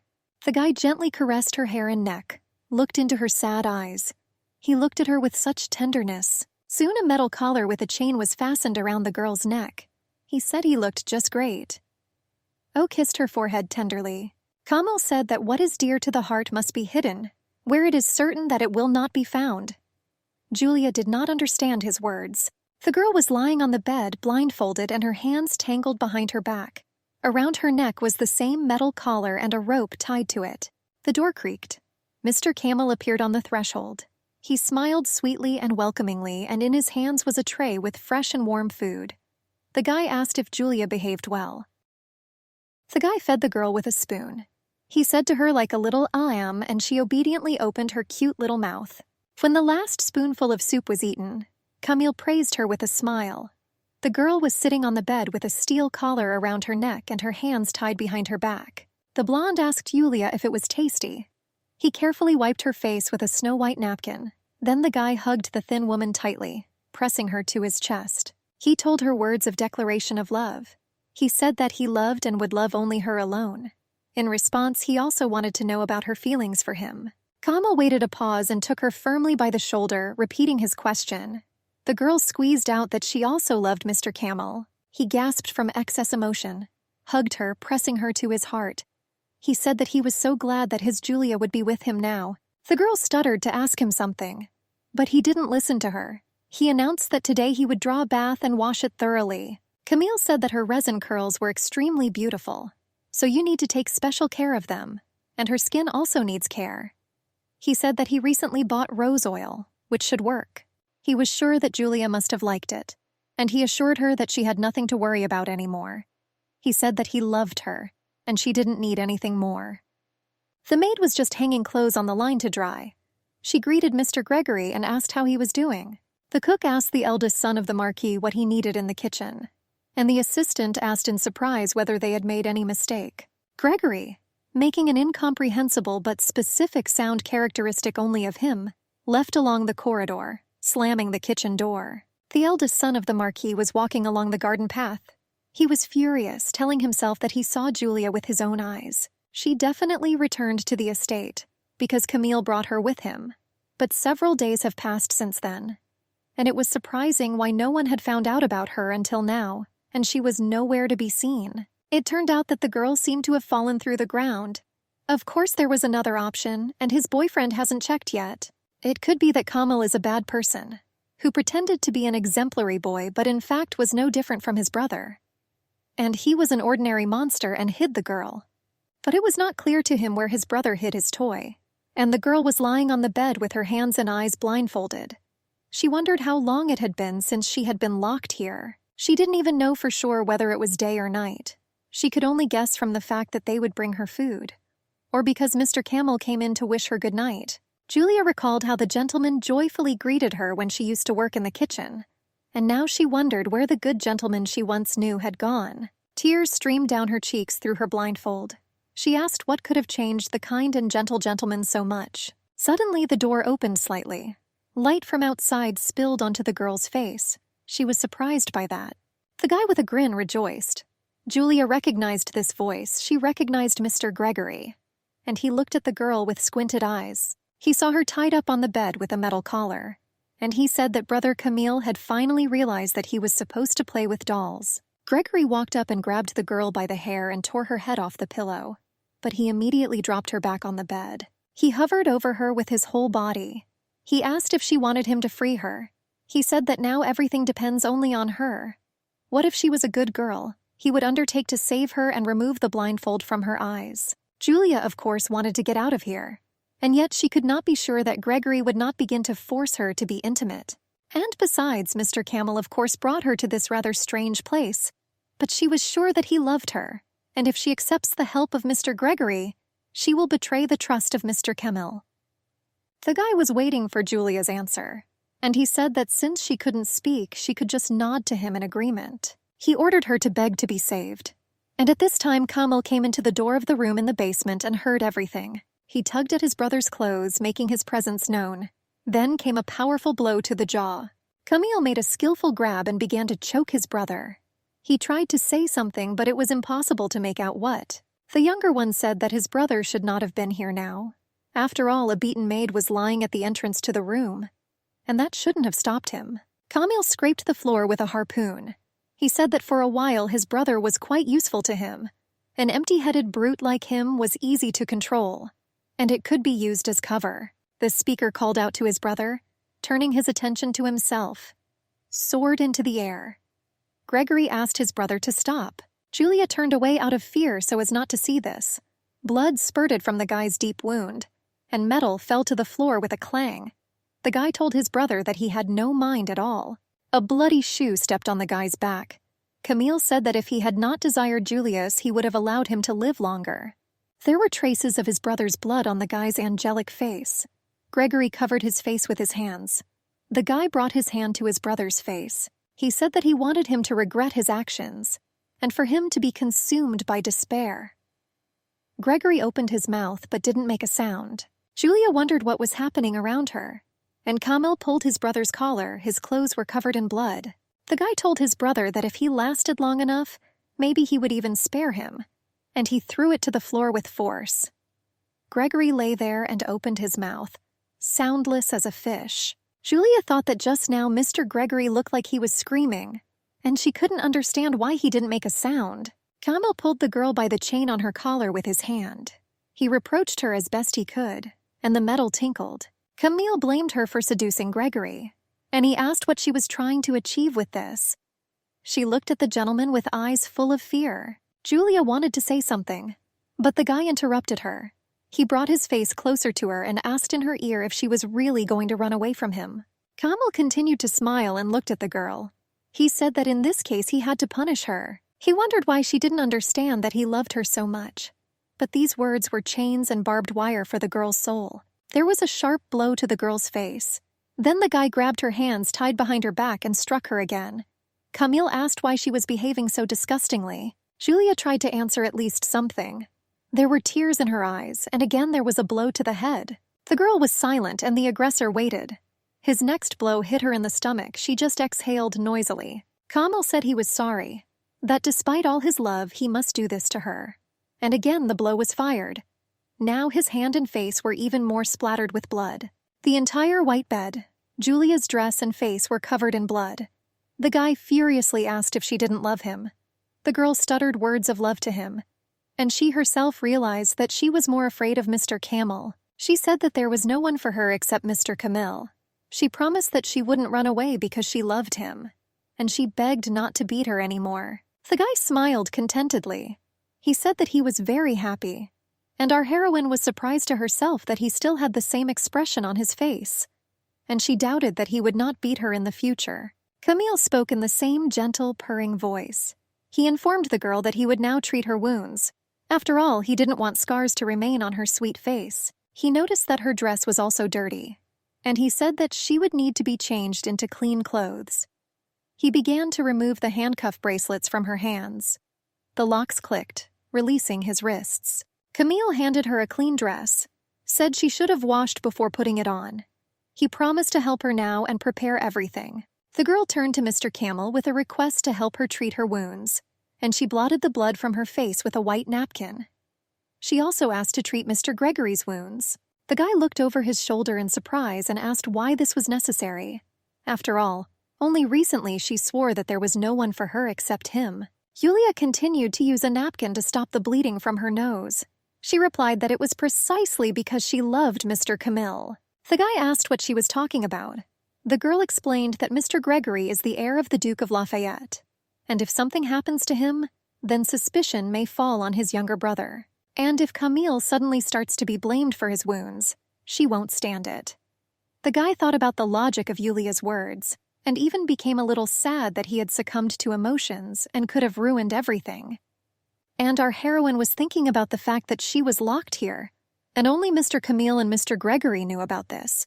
But if something happens to both of them, she will never get out of here. She said that it was not for the sake of Mr. Gregory, but for the sake of Camille, that she should do this and help him. The guy asked the girl in surprise if she really only thought about him. She confirmed this, and she thought that if something happened to Mr. Camille, she might never see the sun.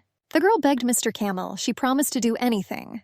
The guy asked her again in surprise. Soon Camille's hand was above his brother's face. Julia watched all this with surprise and fear. Gregory began to make inarticulate sounds. The girl wondered what that just happened. Gregory tried to tell Camille something, but he interrupted him. He said that his brother heard everything himself, that Julia asks to give him another chance, but neither about her nor about this room, so that Gregory would not dare to tell anyone. The guy also asked his brother to stay away from both of them. Camille brought his face closer to his brother. I spoke directly into his ear. What if he disobeys him? He will be killed in the most brutal way that he can only imagine. Gregory stammered, his face twisted with fear, that he understood everything, and he was in a hurry to get away from this basement. Camille asked Julia if she was happy. He assured that the maids would take proper care of him in the future. The girl spoke words of gratitude and words of love, and the guy pulled her into his arms. Meanwhile, at the Vestris mansion, the assistant addressed his lordship. He brought him a letter from the Duke of Lafayette. Glenn was quickly scribbling something on the paper. And our heroine was lying on the bed, now without underwear. She reflected on what had happened. How is this? That Mr. Gregory lost his voice as soon as Camille touched him. But when he touched it a second time, the voice immediately returned. She asked herself the question that this could really happen. After all, Mr. Camille's lasso only temporarily weakened illnesses and curses, and they told her that his abilities were not very strong, that Mr. Camille is only able to temporarily restore her voice, but he is not able to cure her completely. But now she suspected that she might have been deceived. Her heart began to beat faster. She assumed that Mr. Camel's lasso could have worked completely differently, and he was capable of more. The girl wondered what if the guy could steal her voice. After all, he could have made his brother dumb. She drove away such thoughts from herself. I told myself that Mr. Camille would never do such a thing. After all, as she knew him, he was definitely not capable of such a thing. But she saw with her own eyes his cruel actions and the completely calm expression on his face. The lady ordered the maids to replace this painting with something in light colors. She also ordered a new carpet to be obtained. She said that everything should be in harmony and with taste. They also had to make sure that the best room on the south side of the mansion was in perfect condition, so that everything is perfect, and there is not a speck of dust anywhere. The lady reminded that the next step was to clean up the kitchen. The maid took the order, and at this time a guy was coming down the steps. Camille called one of the maids.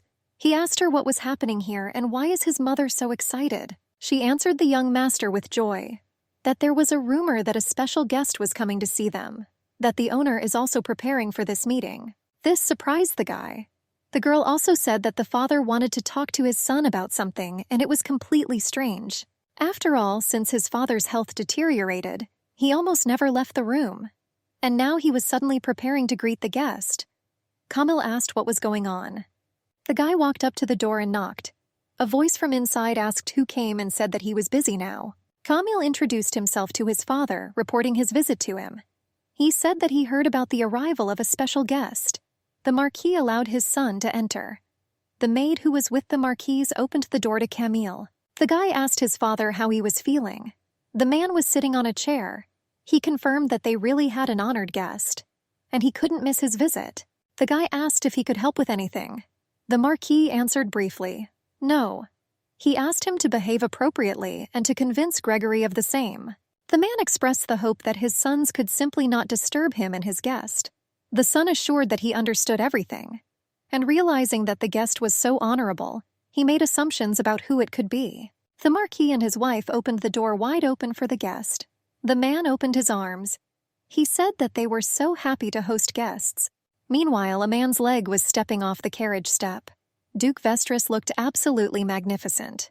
He said that, on the contrary, he was glad to be their guest. The owner of the mansion said that he was happy to host a guest, while the father and the guest below exchanged pleasantries. Camille quietly watched this from the top floor. He couldn't believe that they had been waiting for Duke Vestris all this time. And then it was not clear what he really needed from them. And then the guy remembered Julia's story that she fortunately ended up at the estate of Duke Vestris, that he found her and took her with him, and that he was kind to the girl. Now Camille's face was distorted in a grimace of contempt. He guessed that the Duke might actually be looking for Julia. The guy turned around sharply and left. But Glenn noticed his back from below, and I made certain conclusions for myself. Camille was soon standing near the door to the basement.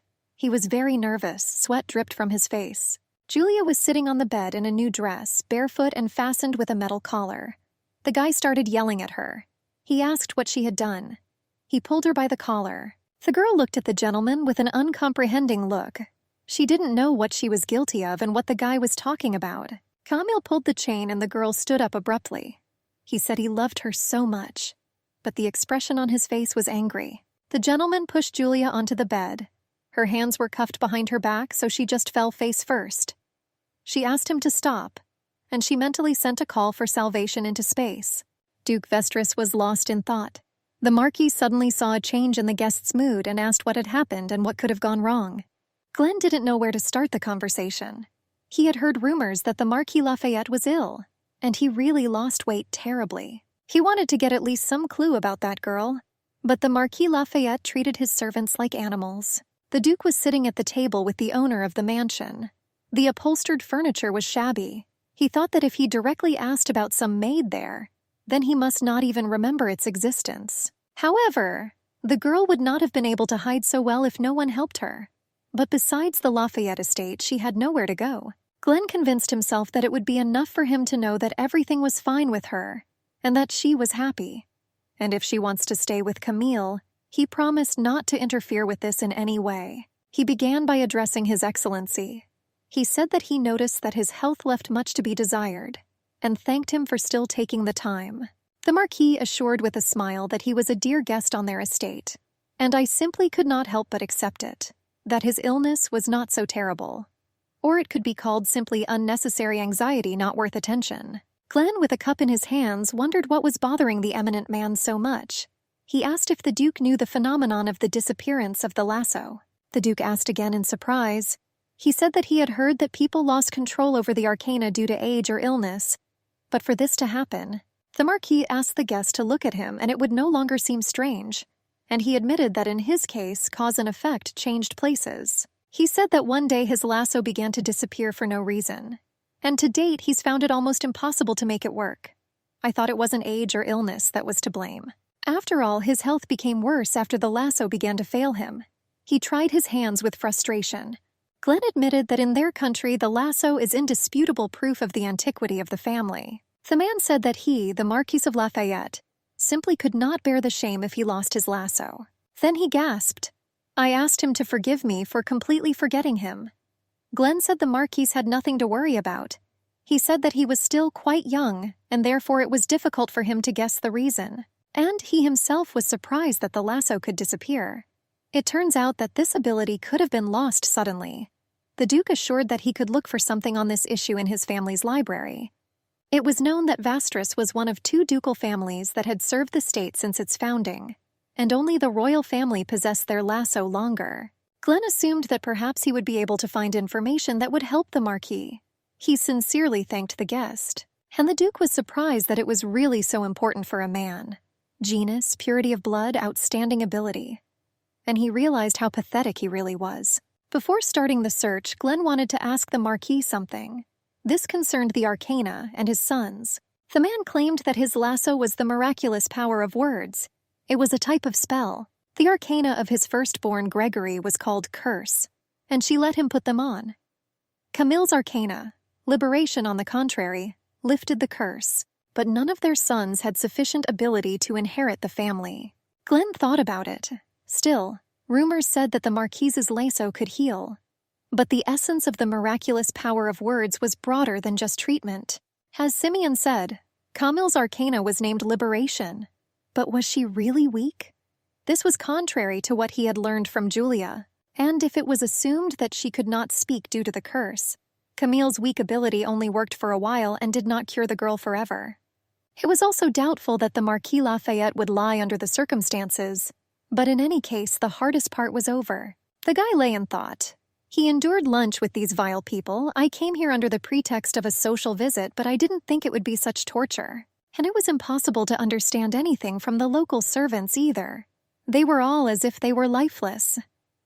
At some point, he had the feeling that he was at a funeral. Even if Julia decides to stay with Camille, it will be quite difficult for her to become happy in such a place. She could be beaten again, and it was only a matter of time. Glenn thought that it would be enough for him to know that the girl was safe. Most likely, Julia was simply afraid to return to him. But even if that was the case, she definitely wouldn't stay here. In the dark mansion of the Marquis, there is an empty staircase. The wind fluttered the thick curtains on the windows, giving the impression of something mysterious and dangerous. Glenn was putting on gloves. He was determined, and he told himself that the time had come for him to find Julia. The Duke walked through the night garden. He decided to find the maid Elia first, but he heard the conversation. He hid behind a tree and listened to the conversation. One maid with anger in her voice told the other that she was already pissed off, that she doesn't even do the work and God knows what she's constantly thinking about. And every time Mr. Camel is around, he dresses to the nines. She was talking about Yulia, that she was also terrible, but she was still much better compared to Ari. Glenn realized that these girls probably knew Julia. He followed the maids to the service entrance, continuing to listen to their conversation. Another assured that Yulia was also disgusting, but at least she did the job, and the Duke hastened to slip through the door unnoticed. Through the crack, he saw a maid sitting on the floor covered in slop. She considered the Marquis's servants to be pathetic scum and cried, and she understood why Mr. Camille never smiled at them. The girl threatened that ugly people like her would one day end up in the game room. Glenn was surprised by what he heard and took note. The maid talked to herself that only her master treated her differently, caring for her as best he could. That Camille is always looking at her. For example, today, he looked in her direction and smiled. She insisted that she was different, not like the other servants in this house. Then Glenn remembered the words of the Marquis about his youngest son, that his kindness would come back to haunt him someday, because he didn't look like an aristocrat at all, that he could not pass by the pitiful and disadvantaged. And the servants really seemed to just idolize Camille. But this maid was suspicious. Glenn heard the conversation and became wary. After all, there should have been servants here too. But there were pots on the shelves, and boxes and barrels on the floor. Screams were heard behind one of the rows of boxes. The man came closer as quietly as he could. The girl begged Mr. Gregory to forgive her. She asked him not to go to the game room. She promised to do whatever he wanted. The guy ordered her to shut up already. Gregory was sure that livestock, which would do anything for its owner, belonged in the game room. The girl timidly called for help, and Glenn wondered to himself what kind of rotten place it was. Here, every day, those in whose hands the power exploited those who did not have it. The man was surprised how the girl was able to maintain her kind heart in such conditions. She was very close, but he did not protect her. And it turned out that it was he who allowed Ophelia to beat her. Glenn was afraid that she must laugh in his face, that now he had also come to save her. He told himself that this was still better than her staying here. But he could not find any trace of the girl, and it was stupid to think that when he entered the mansion, he would definitely find some clues. The man thought that Julia was most likely here. But what if she is in a completely different place? He saw the Marquise's youngest son through the window. His golden hair was a hallmark of the Lafayette family. Meanwhile, the guy went to the clock and inserted a key on the wall into the center of the family coat of arms. Then he turned the hands of the clock and put the key in the retractable secret drawer built into the clock. Glenn was stunned by this discovery. Meanwhile, the guy was closing the box and winding his watch, checking it with his pocket watch. Soon, Glenn saw the guy go to bed in the next room. He jerked himself to the window and opened it. Soon his silhouette appeared in the window and disappeared into the room. It turned out that this very clock hid some kind of mechanism. And if you move them to midnight and then click on the image of the coat of arms of Lafayette, a secret drawer with a key slides out. Then you had to insert that key into the hole in the wall. Glenn held the key in his hands. His face was extremely focused. The key turned in the lock with an unusual sound. A knock and hiss followed after its last revolution. Soon the wall moved aside, allowing the man down the steps. His foot stepped on the first of them. He squinted his eyes, getting used to the darkness of the basement. The door closed behind him with a knock. Through the darkness, Glenn soon began to make out the outlines of the room. There were pictograms in the middle of it. Some of the books were lying on the floor. He brought a flashlight. But then there was a dripping sound. Suddenly, red stones appeared on the floor. The man thought they were rubies. He took one of them in his hand and began to examine it closely. It turned out that a viscous scarlet liquid dripped from the ceiling and turned into these crystals on the floor. Glenn guessed that the man with golden hair was not the Marquis, and not his eldest son. He remembered what the Marquis had said, that one day his arcana began to disappear for no reason. Now the Duke had a clue. After all, he knew that something strange was going on in the Lafayette family. He suspected that it was most likely the work of Camille.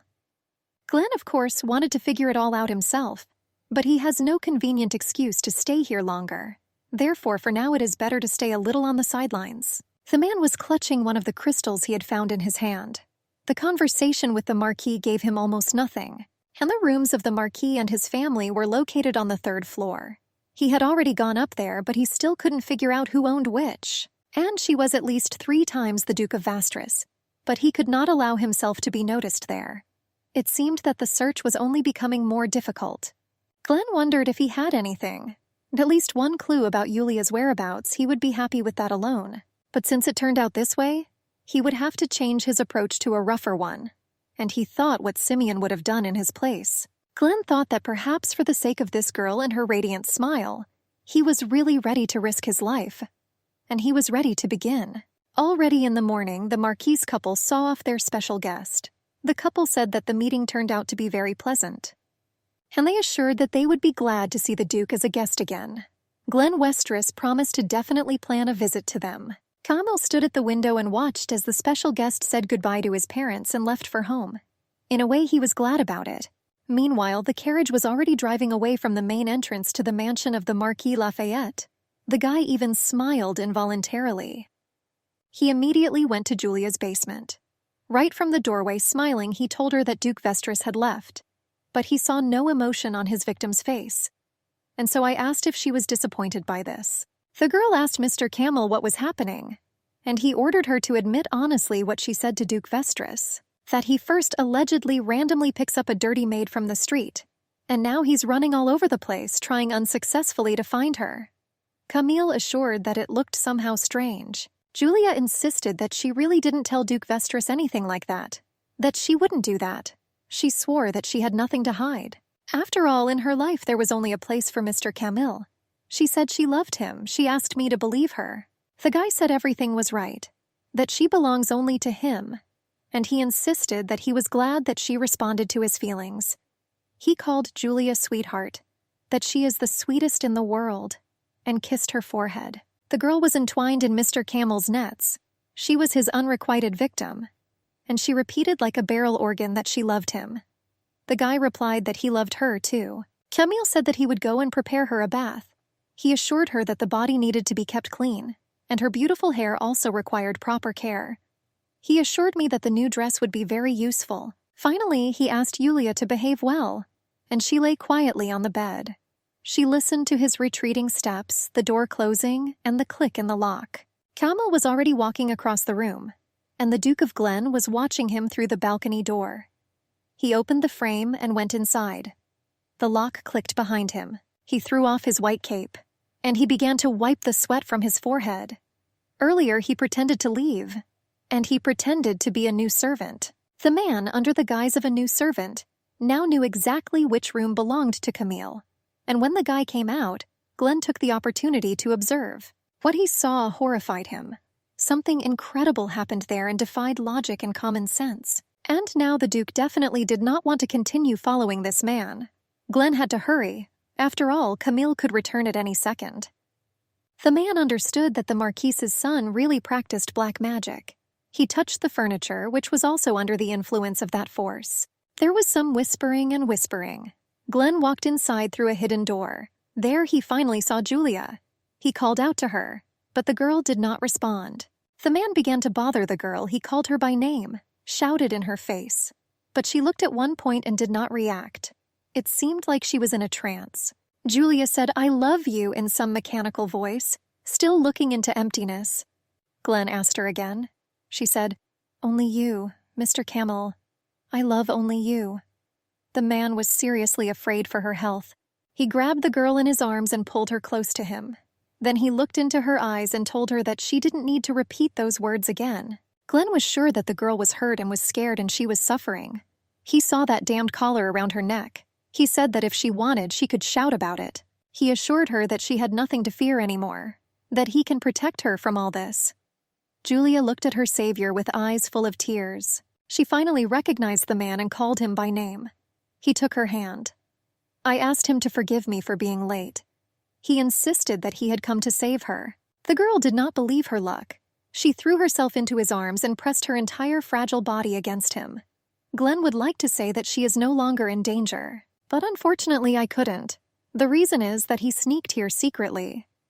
Julia listened carefully. Glenn couldn't know when Camille would return here, and he believed that they needed to leave here as soon as possible. He asked if the girl was able to walk. She confirmed her readiness, but it was the metal collar that bothered her. The Duke saw a thin chain that stretched from the girl to the pillow on the bed. He said it wasn't a problem, and he resolutely took the chain in his hand. It clinked with metal. The man pulled a short dagger from his belt. I stepped on the chain with my foot and he cut her off. Metal on metal rang and the chain broke, freeing our heroine from her leash. Tears welled up in the girl's eyes. She couldn't believe her salvation. Glenn asked what Camille told her before leaving. Julia remembered that he was going to prepare a bath and clean clothes for her. She didn't think it would take long. But on the other hand, no one except Mr. Camille and Mr. Gregory knew that the girl was here. And Mr. Camille always brought the things she needed himself. Glenn believed that his caution was to their advantage. He pulled the sheet off the bed. He said that if a girl wraps herself in a sheet, it will be more difficult to recognize her. Glenn asked her to trust him. He promised to definitely get me out of here. And our heroine looked at him with sadness and hope in her sad eyes. Soon Julia was already in an improvised white cloak with a hood. She said that Mr. Camel had changed a lot, that he had become frightening, and she asked not to get caught by him. She told Mr. Glenn that if something happened to him, she would not forgive herself. But the man assured her that everything would be fine. He sat down next to the girl, stroked her head and asked her for one thing, that if they get out of here, she'll tell him her name. Glenn said that thanks to his lasso, he could hear her thoughts. So I knew her name, but he wanted her to name it herself. A servant stood by the carriage in the forest. He looked alarmed. He peered into the darkness with all his eyes. Here the silhouette of a horseman began to emerge. Later it became clear that this was the Duke. In front of him was someone wrapped in white cloth. The servant joyfully greeted the master. Glenn asked him to forgive him for making him wait so long. He smiled. The blonde thanked the heavens, and he admitted that he was afraid that something bad might happen to the gentleman. After all, it was not enough that Glenn entered someone else's estate. He also kidnapped a maid from there. Even the Duke of Vestris couldn't get away with something like this. The Duke replied that he knew everything and was aware of the danger of this. The man held the girl by the shoulder, and the servant continued to mutter that after this the gentleman also tells him not to worry about him. Glenn suggested that they should return home. There was an overturned bowl of water on the floor of the room. Camille stood in complete confusion. The bed was empty. He called the girl by name. He understood that the chain was certainly thin, but Julia definitely wouldn't have had the strength or skill to break it. The guy examined the rest of the chain. I told myself that she shouldn't have run away, and I wondered why this happened then. He hit the wall with his fist. Bleeding abrasions appeared on his knuckles. He couldn't understand why the girl wasn't here after all. Camille thought that no one except his brother knew that he was keeping her here, and he couldn't believe that this was Gregory's work. After all, he would never have had the courage. And again, I wondered who helped the girl escape. He slammed his fist against the wall again. And now, leaning against the bed, he suddenly remembered that he had been inattentive. Before leaving, he left the girl a voice, and now Julia could talk to anyone. He imagined the girl chatting sweetly with Duke Vestris. This fantasy drove him crazy, and the guy began to scream at the top of his lungs. He scratched the walls, tore the pillow in rage. Feathers flew all over the room, his gaze was crazy. He shouted that he would kill everyone who spoke to his Julia. Everyone who touches his Julia. The web of his captivity was empty. He promised to be cruel to everyone who looked at his Julia, and kill the one who stole it in the most cruel way. Madness overwhelmed the youngest son of the Marquis Lafayette. The windows of Duke Vestris's mansion glowed with a soft light. Glenn walked in circles next to the girl's bed. She moaned through her sleep. But the fever did not subside. Julia fell ill immediately after he brought her to the Vestris estate.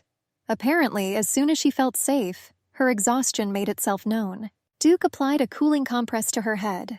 He asked what she was dreaming about in her feverish delirium. The girl fell and shards of broken glass flew at her. She covered her face with her hands in fear. The full moon was shining through the window.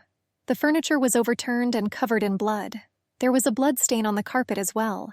The boy said, "Oh, there you are." It was Camille. He stroked the girl's cheek, told her everything was fine, that he loves her. Her face was also covered in blood. Now he was already holding the chain. He was a guy, and again he said that he loved her. The girl began to run away and call for help. She ran into the darkness, putting her hand forward and continued to call for help. Tears flowed from her eyes, but she didn't stop for a second and didn't look back. Suddenly, a bright summer forest clearing appeared in front of her. Wildflowers were blooming and butterflies were fluttering. She called Mr. Glenn. Julia did not understand where she was. In front of her was an unfamiliar woman with a boy. The girl thought that they were of noble blood, but that boy was very similar to Mr. Glenn. He held a daisy flower in his hand. The boy timidly approached Julia. She was wearing a light white dress. The wind blew her dark long hair. The girl sat down. The boy handed her a delicate wildflower. She extended her hand to him in return. Duke Glenn wiped the tears and sweat from Julia's face. He told himself that he wanted her to be safe, but bringing her to the Vestris estate was really not the best decision. He realized that he had failed to protect her from Ophelia, and it turned out that it was also unsafe for Julia here. And yet it's better than being on a chain with a psycho with magical abilities at your side. Then Glenn saw a glow on the girl's chest. It was a manifestation of the lasso. He was very surprised by this phenomenon. He couldn't be wrong. This only happens during the manifestation of powers, and there were no exceptions. Still, it was amazing. He couldn't believe himself. After all, the arcana was passed down by inheritance. This ability was possessed only by members of the royal family, and only a few noble families who served the crown for centuries. Glenn told himself that it was impossible to awaken the lasso from a simple maid. But then he admitted that perhaps he didn't know everything about her. The man was coming out of the door. He asked for forgiveness, and a lady met him on the threshold. She smiled sweetly at him and asked what he was talking about with his father. He sharply answered his stepmother that this did not concern her. Suzanne bit her lip but remained silent, swallowing the rudeness. She then went to her husband's room for a visit, which has been rare lately, and she asked the same question as Glenn. An emaciated man was sitting on the bed under a blanket. He answered a question with a question, not understanding why my wife needed to know this. The woman was beside herself with rage. The man stood up and came closer to her. She said that Glenn brought some strange girl to the estate, but he told Suzanne in a calm voice that the head of the Vestris clan was Glenn, and he didn't care what reason she was guided by. He wouldn't allow her to contradict her. The lady said that she would not contradict her, But her husband interrupted her. He assured her that if she wasn't happy with the decisions Glenn was making, she could get out of there. Suzanne thought that the servants were silent, as if they had taken water into their mouths, and even the assistant refused to talk. She didn't understand what was going on around her. The man saw that his wife was annoyed. She left her husband in anger with clenched fists, and she kept repeating to herself that she was the only mistress of this house. The maid addressed the Duke. She told his lordship that his guest had finally come to her senses. He hurried to quickly visit Yuli and inquire about her health. The girl was sitting on the bed with her head bowed. When she saw the Duke, she immediately smiled and greeted him in a friendly manner. He asked about her health. Julia regretted that she slept for 4 days, but the man believed that this helped her get stronger. I asked if she felt better. The girl assured that everything was fine with her. Glenn turned to the maid. I reminded her about the doctor. She said that he should drop by first thing after dinner to see them. The Duke smiled at Julia. He reminded her of the promise he had made earlier before escaping from the Lafayette estate. The girl confirmed that she remembers everything. Glenn said that she promised to tell him her name. She replied that she did not remember anything until her 12th birthday. Therefore, she also did not know her real name. She said that everyone called her Yulia. Glenn was glad that he finally knew her name. The assistant asked the maid for news. The girl assured that so far there had been no effects from the manifestation of the lasso. The man assured that to determine what the ability is at this stage during the period when a person had just acquired the arcana, but did not yet have control over it. And there are often cases when it harms one's own physical and mental health. The maid promised that she would continue to closely watch the girl, and she promised to make sure she didn't notice it. The assistant said that it would be very difficult if the lasso girl got out of control. The girl assured that she understood everything. He continued the thought that only those in whose veins flow the blood of a royal or other ancient family have the lasso. And the fact that the girl's ability has awakened may mean that she is an aristocrat. He said that Glenn recently visited his father, and although he himself did not know what the gentleman was talking about, he could easily guess. Everyone was now interested in the question, who was this girl? The Duke asked if it was quiet at the estate of the Marquis of Lafayette. The servant assured that, according to rumors, nothing like that happened there. But the Duke understood that Camille would never sit idly by when he realized that Julia had been kidnapped. The servant said that the master was staying at the estate right before her disappearance, so suspicion will fall on him. However, the second son of the Marquis is unlikely to be able to openly accuse him.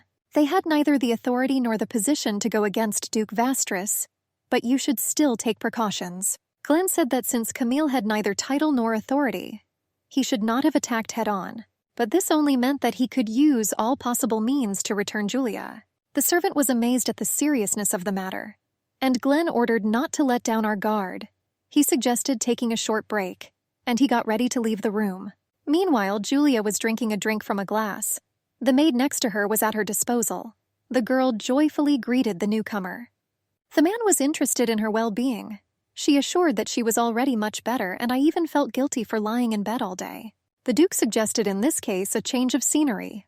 Julia did not understand what was in store for her, and the man asked the maid for help. She threw a blanket with a delicate ruffle over the girl's shoulders. Glenn picked the girl up in his arms. She looked at him with wide eyes. The Duke insisted that they needed to take everything they needed first. The servant opened the doors to another room. A bright light poured from it. And then our heroine saw a room with many elegant dresses and decorations. 2 maids were ready to help dress the girl. Julia was shocked that it was all for her and asked Glenn about it. He confirmed jokingly that he does not wear dresses himself. The girl said that it was all too expensive for her. After all, she was just a simple servant. Glenn carefully sat her down on a green soft chair. He recalled that she did not remember her first 12 years of life, or who she was at that time. He assumed that perhaps the lady of noble blood was actually sitting in front of him. The girl recoiled in surprise. Julia insisted that it was unlikely and she didn't think so. The Duke assured her that no matter what, he didn't care who she was. He promised to take care of her regardless of her origin. Glenn insisted that he was helping her simply because he wanted and liked it, and the girl didn't need to worry about that. He insisted that he was interested in how she would look in beautiful clothes. I asked him to show it, and the girl hesitantly lowered her foot into the elegant slipper. The maids helped Julia take off her nightgown and change into a dress and fastened a delicate necklace around her neck.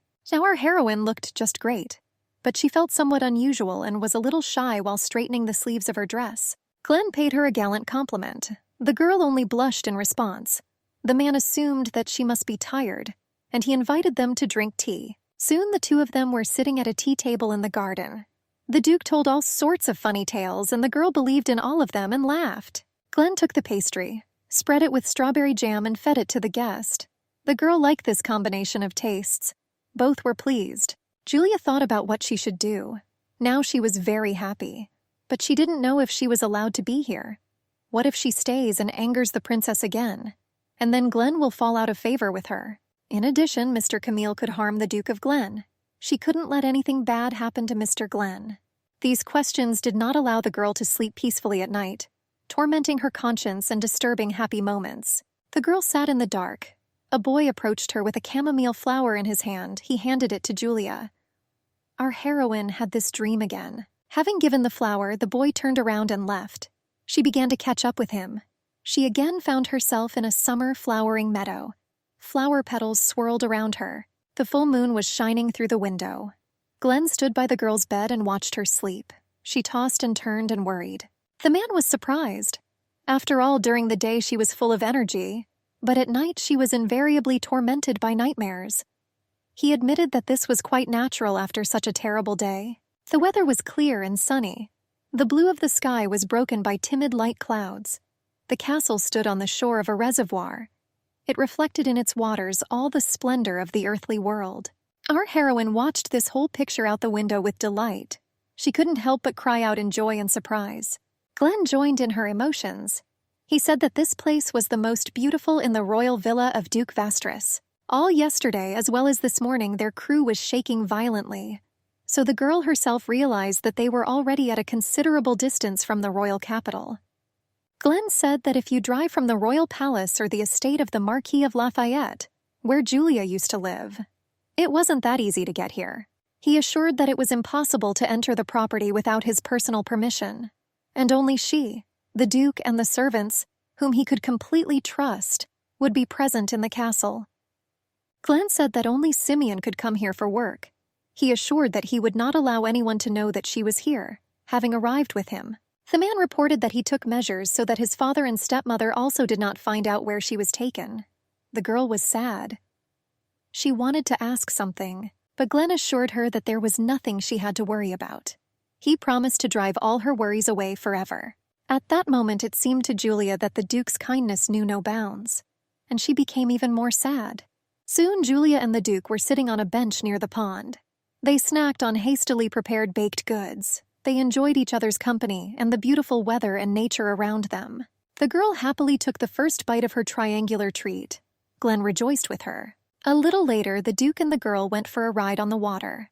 Julia, holding her sun umbrella, rejoiced like a little girl at the proximity of such beauty. Then they had a picnic in nature. Pie with raspberry jam and tea made them lie down on the rug under the sky. Our heroine was delighted, and the man rejoiced with her. They celebrated the sunset of that day on the balcony of the mansion. The sun was setting behind the horizon, turning the water into warm colors as it said goodbye. Julia bowed her head. The Duke asked if she was cold. She denied it, and he relaxed. But the girl told herself that she shouldn't have forgotten. After all, Mr. Glen was from royal circles, and this is someone with whom someone like her could not speak so casually. She remembered that, in addition, Mr. Glen was the groom of Her Highness Princess Ophelia. Julia knew with her mind that she shouldn't, but still I asked myself what to do. The Duke noticed the girl's thoughtfulness. He wondered what she was thinking about. She replied that it was nothing special, but he didn't believe her, because her eyes spoke of anxiety. Our heroine told herself that she should not have developed feelings for this man. She drank tea and dreamily watched the steam from the cup. Glen could see that something had clearly changed in her. He asked directly what was bothering her so much. He said that all these days he noticed her absent look. He asked her to tell me if something suddenly hurt her. Julia replied that there was no talk of anxiety. After all, she was never treated better anywhere than here. The man touched her chin. He asked why her smile on her face faded then. He insisted that there was no point in her moving here if she couldn't smile freely. And he asked if Camille was on her mind. He assumed that the girl was wondering how he was doing since she was no longer around. And if this was on her mind, he promised to find out. Julia answered negatively. She couldn't say she hadn't thought about it at all. But she clarified that she wouldn't want that now, and she thought to herself that from the day she arrived here, only Mr. Glen was on her mind, and Mr. Camel completely slipped out of her mind despite all the recent events. The man believed that if she could forget, it would be even better. Julia assured that what she was thinking about was definitely not about Mr. Camille, and about why control over her voice returns to her. After all, if Mr. Camel was not next to her, she could not speak, and she wondered if this was really so. Glen remembered the conversation with the Marquise Lafayette. that Camille's arcana has insignificant significance, and it consisted in releasing curses. And the girl realized Camille's ability, which consisted of temporarily weakening diseases and curses. The Duke insisted that in fact there was a serious contradiction at this point. He clarified with the girl that her voice remained beyond her control from the age of 12 until today, and this remained the same except for the moments when she spent time with a guy.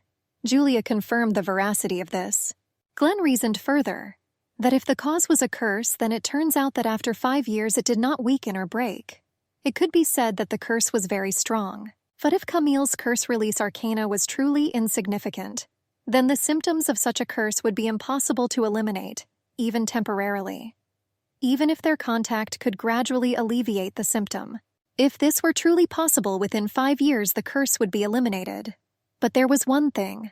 When parting with Camille, the symptom returned completely, as if the curse outweighed it.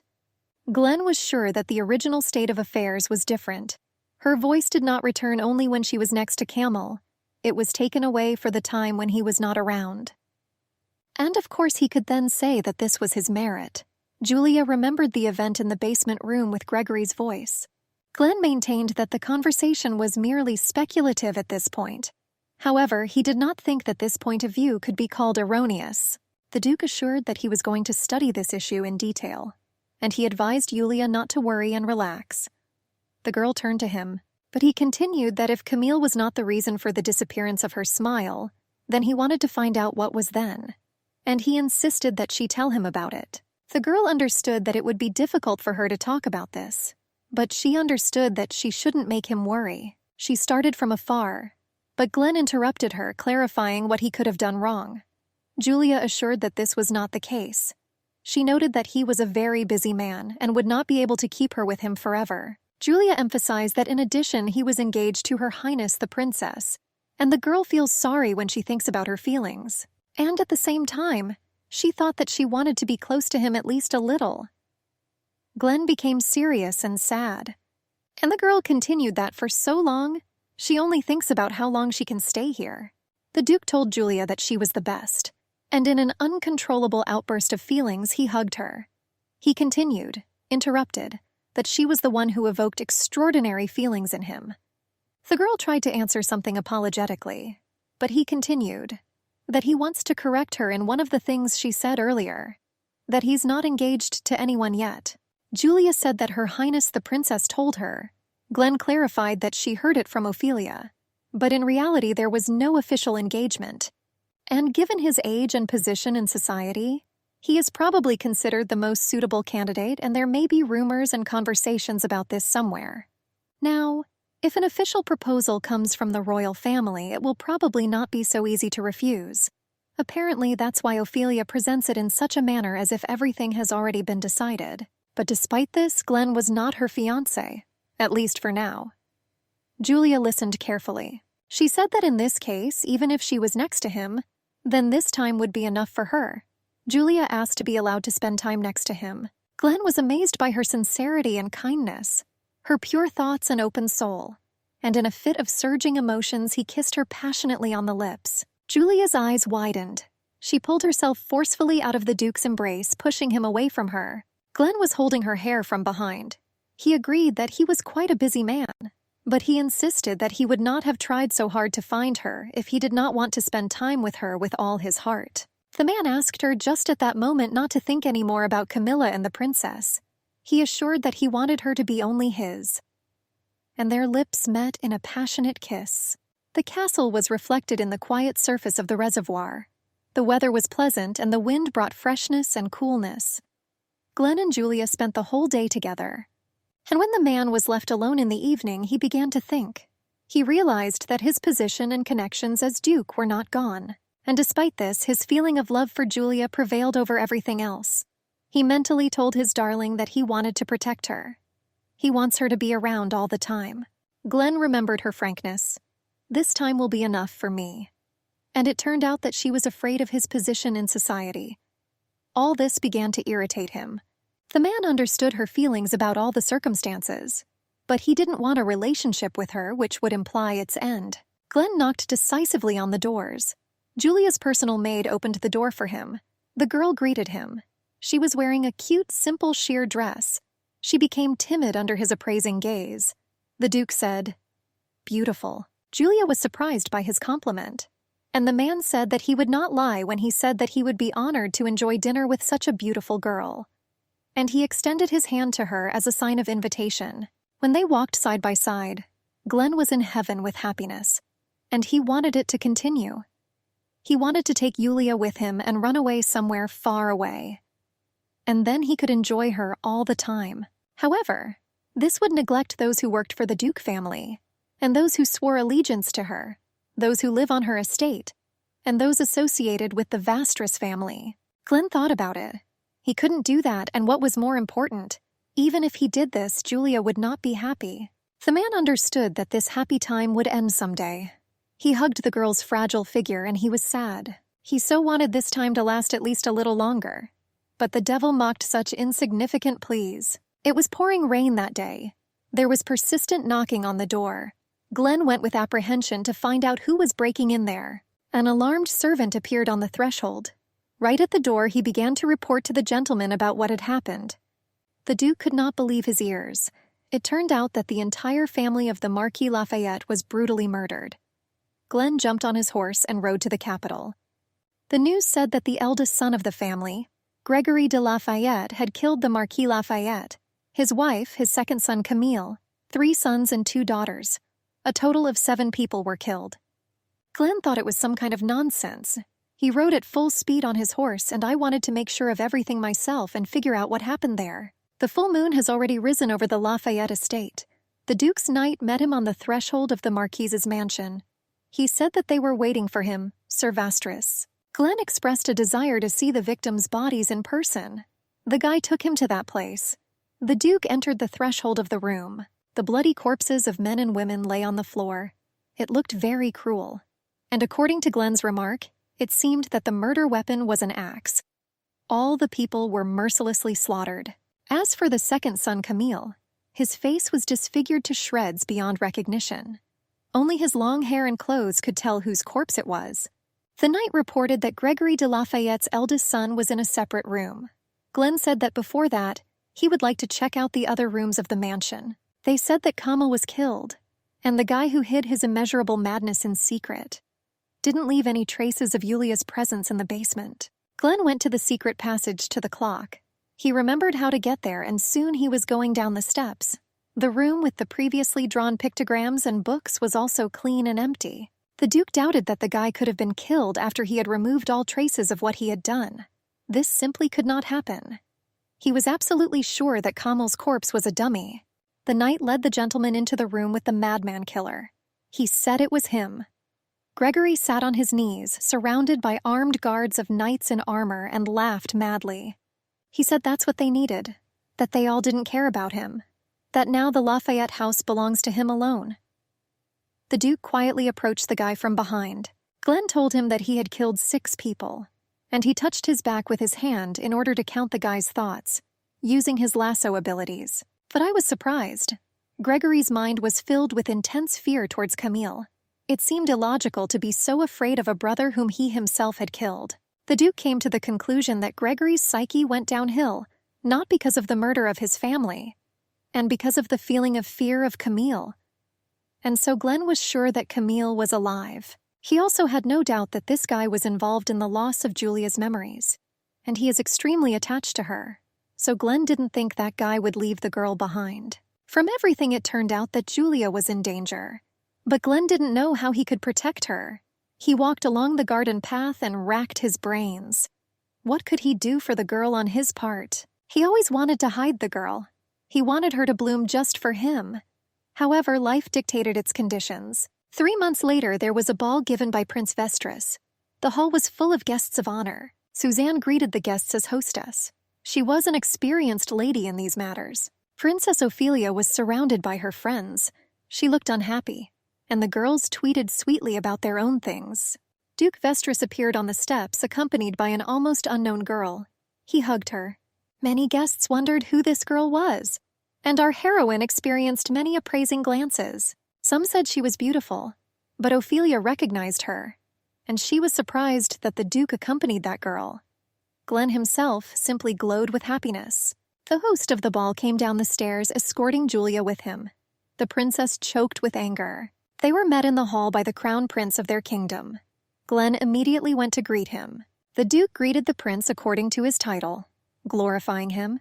He asked who the girl next to the duke was. Glenn said that this girl was the one he loved, that she was the partner he intended to marry. Ophelia could not believe her ears and was extremely annoyed. And our heroine bowed in a graceful curtsy to the prince, introducing herself by name. Her pale blue dress perfectly set off her delicate complexion and her dark jet hair. The princess shouted that this was some kind of nonsense. She protested that the duke was marrying a girl who did menial work. The prince was surprised and asked the same question to Glenn. The duke confirmed Ophelia's words about Julia's recent activity without hiding it. The princess said that this girl was of originally low origin, and she was not even allowed to appear before royalty. Julia stood with her head bowed, and the guests in the hall were whispering. The princess sought support from Suzanne, but she just looked away. Glenn went on to say that, with all due respect, it was a big misunderstanding.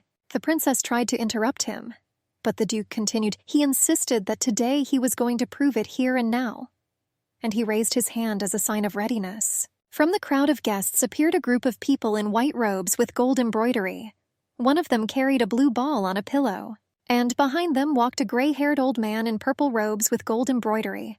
The guests parted, politely allowing him into the center of the hall. It was the Lord High Priest himself. A red carpet led the procession to the young prince of the kingdom. The elder spoke the traditional words of greeting to the crown prince and princess. The high priest also saluted the sword of the kingdom, His Excellency Duke Vestris. Glenn, pleased, nodded slightly in response, lowering his eyes politely. The prince asked Glenn with a smile why all this was arranged. The high priest said that His Excellency the Duke of Vestris had instructed him to prove that this girl was of noble birth. The prince was surprised. He clarified how they were going to do this. Glenn asked His Highness if he had heard about this crystal. The prince said that with its help it was possible to check the presence of a lasso, that he also once touched such a crystal. The duke asked Julius to touch this crystal. The girl stood in front of the ball on the pillow with a serious expression on her face. When her hands lay on the ball, it began to glow brightly with purple light, filling the entire hall with its glow. Ophelia asked what it all meant. The high priest said that everyone had just seen it with their own eyes. The prince himself was surprised by this. He said loudly for all to hear that Mrs. Julia has a lasso, and it turned out that either royal blood flowed in her or the old noble blue blood of aristocrats. The duke said that it was so. However, it so happened that in her childhood the girl experienced some kind of grief and lost her memory, and for a long time she was treated unfairly. He said that recently, due to exhaustion, the girl fell ill, and her lasso appeared for protection. This was discovered by the people who were caring for her, and then everything was revealed. People from the guests gasped at such details. They said with a sigh that these were such tragic circumstances. And Glenn continued, that under all circumstances Julia was an affectionate, kind, cheerful servant, conscientious and honest, and also a hard-working worker who knows her job well. And in those days she endeared herself to the duke. But when he witnessed the manifestation of her lasso and learned for himself that she was in fact of noble origin, he was extremely amazed. Despite memory loss, harsh living conditions, and cruel treatment for such a background, Julia did not lose her precious humanity. The guests began to say what a strong and beautiful soul the owner had. And how can this not be charming? The prince was also amazed by such events, and the princess could not understand how everything could turn out this way. The duke proclaimed that he wanted to make the girl happier with his own efforts than anyone else, that he wants to protect her. Therefore, he asked His Majesty the prince to accept their engagement. But the princess shouted that she would not accept. She believed that Glenn belonged to her, and she called the girl a homewrecker. Ophelia waved her hand at the impostor, but the duke managed to grab her by the wrist. The princess was outraged by this and shouted to be let go. The prince asked the duke for forgiveness for his sister's rudeness, and he told Duke Vestris that everything turned out well for them. He called Glenn to go talk privately on the balcony. The duke told Julia that he would be gone for a while. She became sad, but he convinced her that there was no need to worry, and he asked her to stay with Suzanne for now. She submitted and agreed. Glenn watched from the side as Julia communicated with his stepmother. He was sure that she did not like the girl, but as long as their agreement was in force, He was sure that Suzanne would not betray him. The prince was already waiting for Glenn on the balcony. He said that he managed to dream that he would become his brother-in-law, and now he regretted it. The Duke asked for forgiveness for not living up to his expectations. The prince clarified why he did not like his sister Ophelia. Glenn replied that she was not the type of person who had difficulty finding someone to match, and he, like many other applicants, is simply not worthy of her. The prince said that he liked his words but believed that he was not frank. He assured that there was no one here and that they could have a heart-to-heart talk. Glenn replied that before, he would have preferred asking for the hand of Her Highness the Princess rather than choosing a path on which nothing good awaited him. The prince asked why he changed his mind when he met Julia. Glenn said he loved her. The prince waited for a pause for a while, completely frozen, and then began to laugh hysterically. He was surprised that the Duke preferred love to guaranteed power. His Highness wiped away tears of laughter. He was surprised that Glenn turned down the opportunity to become part of the royal family and made that passionate speech just for the sake of love. The prince said that something didn't add up here, and he insisted that the Duke voice his true goal. He said that his eyes could not deceive him. Glenn insisted that it was true that he was fascinated by the girl, but as was said, he called her his bride and even demonstrated the fact of having a lasso, pursuing a different goal. His Highness turned to attention. Glenn said he wanted to protect her. He did not think that there really was a division into inferiors and superiors, but the reality was that aristocrats and maids were treated differently. The latter could be protected, but there were restrictions, and if Julia were known as Duchess Vastris, that would be her only shield. After all, Camille was able to imprison Julia because no one would be looking for a servant. However, now it will be difficult for the guy to act since Julia has become known to the public. For this reason, he convinced her by explaining his and her arcana. Glenn made an agreement with Suzanne, persuading her to cooperate. And for 3 months Julia studied hard. She read, wrote, used cutlery. The girl eventually became a worthy aristocrat. The prince said that the Duke had gone far enough, but he couldn't understand why he was trying so hard to protect her. Glenn replied that she needed to be protected from everything. He wanted to neutralize everything that could threaten her. The prince reproachfully said that Glenn was still hiding something from him. The Duke asked for mercy, and he didn't understand what else he could say to him. His Highness realized that they would tell him nothing more. With a smile, he only asked that information about the girl's lasso should always reach him personally. Already leaving the balcony, he turned around and promised over his shoulder that he would take upon himself the conviction of the king's father. Glenn thanked him in a friendly manner. His Highness suddenly returned. He was surprised that the Duke was satisfied with the difference from ordinary aristocrats, and he called it green, and he said that he couldn't wait to see how far he would go. The prince left the balcony after finishing his conversation with Glenn, but since then his thoughts have not let go. The girl's face stood before his eyes, and he could have sworn that he saw her somewhere. The carriage moved away into the night from the Duke's mansion. He looked out the window, but when the door opened, he turned around and asked if everything was okay. Julia sat down on the soft sofa. She smiled and asked if she behaved as she should. Glenn insisted that she was flawless, and only at the last dance I hesitated a little. He extended his hand to her. He said he would protect her, that she could continue to trust him and follow him. The Duke sat on his knee in front of her. The girl asked for an apology and asked that she should not directly touch Mr. Glenn's hand. He asked if his lasso bothered her, that if they touch him, he will look into the head of the person who touches him. I asked if it would be unpleasant for her, but Julia began to smile. She insisted that Mr. Glenn's hand was the hand that slept with him. He added that also the hand that would protect her from now on. The girl shyly replied that if he didn't mind looking into her soul, she would like to touch him. Glenn took her hand, and I felt her thoughts and feelings.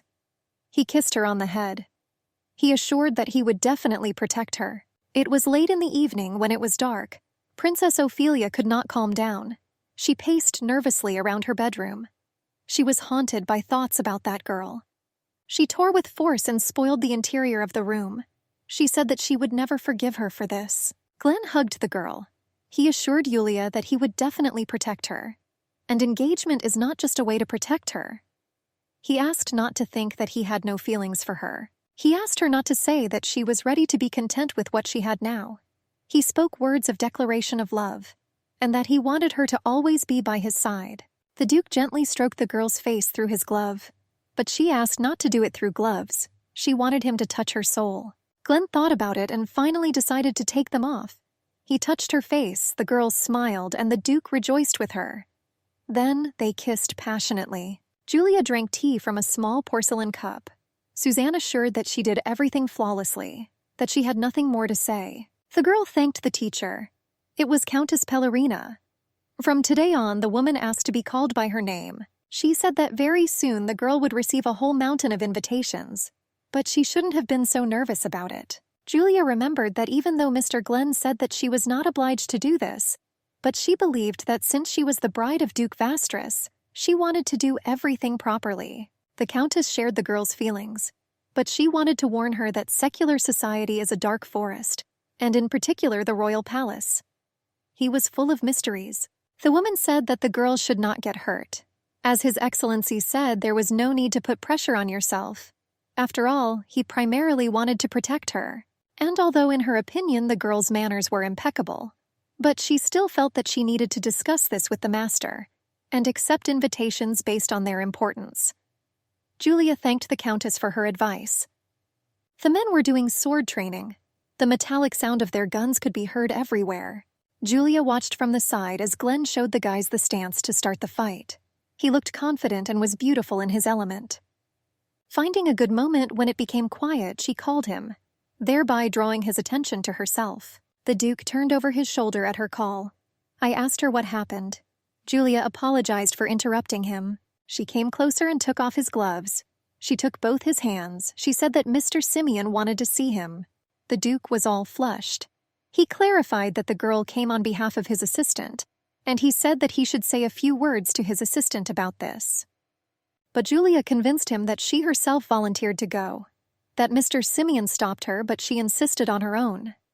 And she asked not to scold or reprimand the servant for this. And Glenn grabbed his head, asking himself why the girl was so lovely. He realized that such ease when a person's background and position do not matter is one of her best traits. The Duke asked her to tell Simeon that he would come as soon as he changed clothes after training. The man said that the next Duchess of Vastris should not be a messenger for the butler, but the girl replied that she was only happy to help Mr. Glenn. A little later, in the office, the Duke asked his assistant why he had such an absent-minded face. He asked for forgiveness, reported that His Highness the Prince was in touch, and he assumed that he had learned something about the personality of Mrs. Julia. Glenn was alarmed and excited. Simeon said that at first he also did not believe his eyes. However, to begin with, it is always important to find arguments confirming the veracity of the information. The butler read the letter. That in a week the Duke must attend the ball that was held in the royal castle. Glenn asked if the partner was designated. Simeon denied, but he assumed that the gentleman was invited together with his bride, Mrs. Julia. He said that the letter was not about seeking the favor of Her Highness the Princess. The lady's foot stepped on the carriage's steps. The servant greeted Madame. She asked him what happened in her absence. But then I saw a guy with long blonde hair. She recognized Andrew. The guy insisted that he suddenly had a desire to see his aunt. He asked politely about her health. The woman saw that the guy was worried about something and openly told him about it. And she made the assumption that something terrible happened to the family of the Marquis Lafayette. The Countess said that there was no news of him, only once, a month after the incident. The guy asked to forgive him. He was aware that he had made her worry. He assured that he was busy looking for a new job, which is why he could not get in touch. And what if he lost his job again after everything he went through to earn Count Pellerin's trust? The woman asked about his non-involvement in the problems for her husband and herself. She said that be that as it may, she was glad that everything was fine with him. The aunt hugged her nephew. She asked him to take his time and take a good rest from the road. Andrew Cavalier was the third son of the bankrupt Earl Cavalier. His family was already on the verge of extreme poverty when Johann Cavalier, Andrew's father, inherited the title. However, loving everyone's attention and luxury, Johann squandered all his fortune, and he had no choice but to leave his possessions and title. The man kicked out his wife and children, and he continued to go on a spree at someone else's expense. His life ended with him being stabbed to death due to debt problems. For the ex-wife, the breakup with her husband became the cause of her mental pain. The first and second sons, due to their poor lifestyle, contracted the disease during the epidemic and died together. The third son, being very similar to his father, lived happily at the expense of his acquaintances, without worrying about his reputation. The guy learned about the existence of Enderby 3 years ago. It all started with the fact that he arrived at the mansion of the family of the Marquis Lafayette in order to beg money from the servants. Despite the lack of funds as simple as food, Andrew looked simply brilliant. Even his hair was well-styled. But first of all, the guys turned out to have very similar characters, and Camille immediately found out everything about Andrew and attracted his attention. And he privately asked for help. He wanted to entrust the guy with one secret matter, and it was about control of Gregory's toy box. This was the so-called room created to satisfy his thirst for sadism. He was allowed to do whatever he wanted with the objects there, but there were also people whose death would not cause problems. For someone who initially lived by exploiting people, taking on such a business was a matter of profit, and thus Camille found a replacement in case of unforeseen circumstances. Andrew, under the pretext of confidentiality, was forbidden to leave the estate, and the guy spent time in one of the luxurious rooms, which was located in the same building as the toy box. Andrew lived in abundance. He was even allowed to use Gregory's toys so that he wouldn't get bored and run away. And for 3 years, behind the scenes of this theater, Camille sent letters to his dear Aunt Andrew. He wrote on behalf of Andrew that he now had a job in the house of the Marquis of Lafayette. The guy contacted Johann Cavalier's younger sister, now Countess Pellerin, introducing himself as her nephew Andrew. And through her, Camille earned the trust of her husband, Count Pelletin. Elena, who married the Count before the birth of her nephew, did not know Andrew well. Johann did not tell him about the existence of Helen, probably fearing that his money earner would be taken away from him. It turned out to be quite easy for Camille to take over Elena's mind. The subtlety of the relationship played into its hands, and so Camille was able to easily replace Andrew. And thus he received what was necessary. Camille eliminated all obstacles with the help of his hidden abilities. All that remained was to patiently wait for the right moment. The meeting took place in the covered gazebo. The girl was interested in another. Was she the one they are talking about now? She admitted that she kept wondering what kind of person she was. That even if she has royal blood flowing in her, in which the arcana is hidden, she still cannot hide her bad upbringing. That even if she tried her best, this girl could never compare to Mistress Ophelia. Julia agreed that someone like her could not compete with Her Highness, and the girl continued that she really thought that they would let her get away with stealing Count Vastris from the princess. Julia said that Ophelia and Glenn, as far as she knew, did not have an official engagement. The interlocutor agreed with this. But I was sure that there was a tacit understanding of this.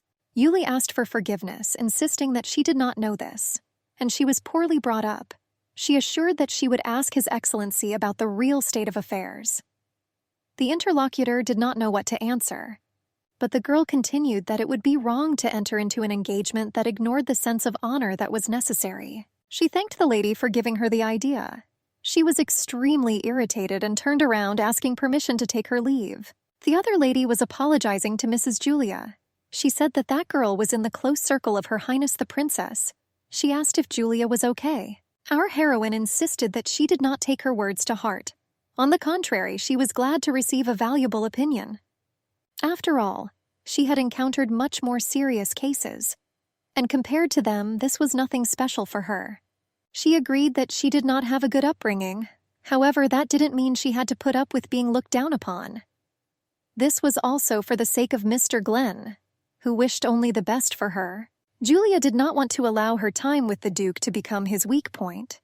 The light of the crystal chandeliers of the luxurious royal hall, couples spinning in a waltz, everything for Julia was surprising and unusual. Glenn was not yet planning to appear with his bride at the royal ball, because he knew that she would be criticized by the aristocrats from the princess. But given the circumstances, he saw no other choice. The prince came to greet Miss Julia in person as soon as she appeared accompanying the Duke. He asked him to forgive him for his haste and asked her permission to take Glenn away for a while. The Duke asked him to forgive him. He said that he could not leave the girl in the royal castle, but the prince assured him that Ophelia would not do anything, because she couldn't attend today's ball. Glenn asked for clarification on what could have happened. His Highness assured that his sister is now under house arrest, confidentially saying that the girl had a quarrel with their crowned father. The guy assumed that his father approved of the Duke's engagement, But the princess did not like it. He assured that these were ordinary whims. The prince assured that he would ask the knights to guard Miss Julia while they were not in the hall. He promised that it wouldn't take long. The girl, smiling, assured Mr. Glenn that she would not mind letting him talk alone with the prince for a short time. The Duke hugged the girl tightly but tenderly, as if anticipating something bad. The very walls in this castle worried him. He asked Julia to wait for him for a short time, and the prince joked about them, and everything was dramatic. His Highness led Glenn into one of the rooms. He said that he wanted to show him something, and he led the Duke to an easy chair. He pulled the velvet cloth from the picture frame with force. It depicted a woman very similar to Julia. The prince admitted that when he first saw Julia, he thought that he had already seen her somewhere. But it couldn't be that he met her as a child. Once upon a time he saw her image in which he saw her now. However, there were memories that I only saw her. No conversations popped into his head. Then the prince thought perhaps he saw her in a portrait or something like that. And he started searching, relying on his memories, and as a result he found this portrait. His Highness asked Glenn's opinion on how similar the image was to the girl. He assured that when he found it, goosebumps ran down his back. He asked if the Duke wanted to know more. He wasn't sure how things would turn out if Miss Julia was involved with this girl on the portrait. Glenn stood contemplating the image in the painting. The prince told him that once he found out, there would be no turning back. The man listened to Princess Ophelia's order while kneeling face down in front of her. The arrogant girl asked if they understood everything. The knight who was assigned to Miss Julia, seeing that she was absent, asked where she was going. The girl had an absent-minded expression on her face. She looked over her shoulder and said in a broken voice that she needed to powder herself in the ladies' room. The man asked for forgiveness and said that he intended to accompany her. The girl assured that everything was fine and promised to return soon, stopping the knight assigned by the prince to her with a gesture of her hand. The knight wanted to object, but I thought it must be strange when someone follows you into the ladies' room. The man said that he understood everything, and he assured that he would wait for the girl in this very place. He asked her to come back here right away. Julia promised to do so, but when she passed, she did not notice how the men were watching her from around the corner. They walked in a small group right behind her to the ladies' room. Julia looked over her shoulder. The strangest thing is that both men had eyes of the same strange and unnatural color. Our heroine ran down the corridor. One of the men called out to her, but she decided not to waste time finding out who they were and why they got involved. Julia accelerated her run as best she could. She didn't know what it was, but ballroom shoes were not designed for fast running, and she sprained her ankles several times. At some point, she took off her shoes so that they would not interfere with her acceleration. And already barefoot, she rushed like the wind, driven by fear. Already 5 adult men were chasing the girl, overtaking her and reaching out to grab the hem of her dress. They certainly had a chance if the girl were an aristocrat, but not our Julia. Finding herself barefoot, she rushed at a speed that broke away from her pursuers at a decent and already safe distance. A group of other men met the girl in the garden. Their eyes were also that strange color. Julia thought that she needed to escape somehow, and again bare feet carried the girl across the bare ground to escape her pursuers. She mentally called Mr. Glenn. Meanwhile, the Duke returned to the hall, but he never saw his bride and was a little confused. He was called out by the same knight who had left the girl in his care. He asked for forgiveness. According to the lady, she went to the restroom, and she still hasn't returned as agreed. Glenn tensed his whole body. He angrily asked him why he didn't see the girl off. He again asked for forgiveness. He assured that this was at the request of Lady Julia. The Duke realized that the girl was in danger. The prickly clods of dry earth cut and pressed into my feet. Julia thought that she had broken away from her pursuers, but she no longer remembered how to get back to the castle. She stopped and caught her breath, sticking to one of the nearby trees. She understood that she needed to return to Mr. Glenn's hall or to another crowded place.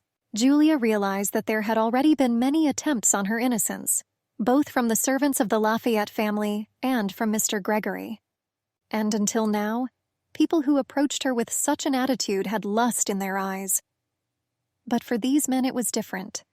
There was no lust in their eyes. It looked more like the only thing they wanted was to hurt her. Julia wondered what Mr. Camel's eyes were like when he looked at her. She thought that the guy was lying too much for her to know for sure. But the truth was that although she was beaten many times while she was in captivity, she was never desecrated. Julia realized that she could not understand Mr. Camel's aspirations, and now she didn't need it. She decided not to let anyone touch her anymore, because it is now dedicated to Mr. Camel. There was light in the distance. The girl thought that perhaps there was a way out of the forest.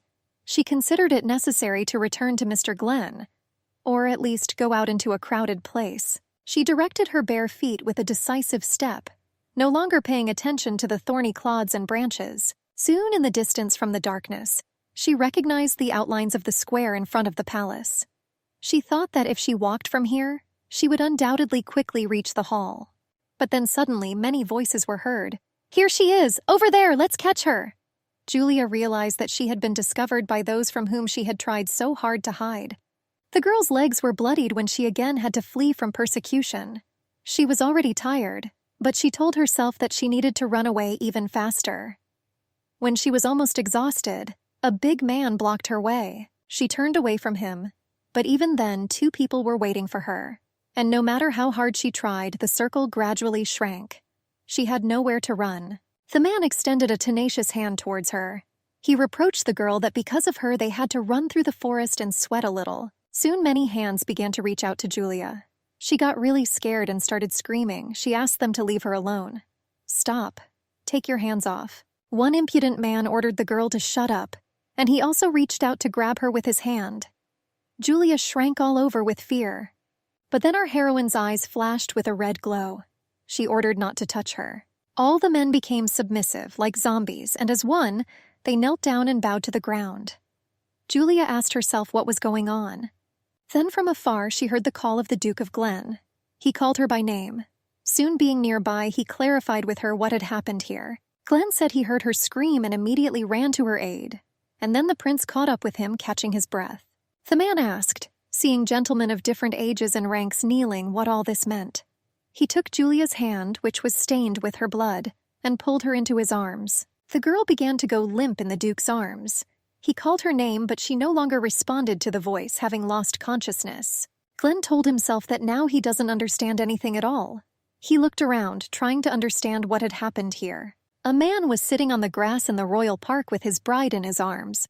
The girl never came to her senses. His Highness the Prince was surprised that Julia's lasso turned out to be such. After all, his sister Ophelia's ability was similar. Glen didn't understand. The prince drew the Duke's attention to the sweet smell. He said that when he told him about it, he felt it too. It was the scent that Ophelia used to enhance the power of her arcana. Glen said that according to rumors, Her Highness's lasso was a kind of charm.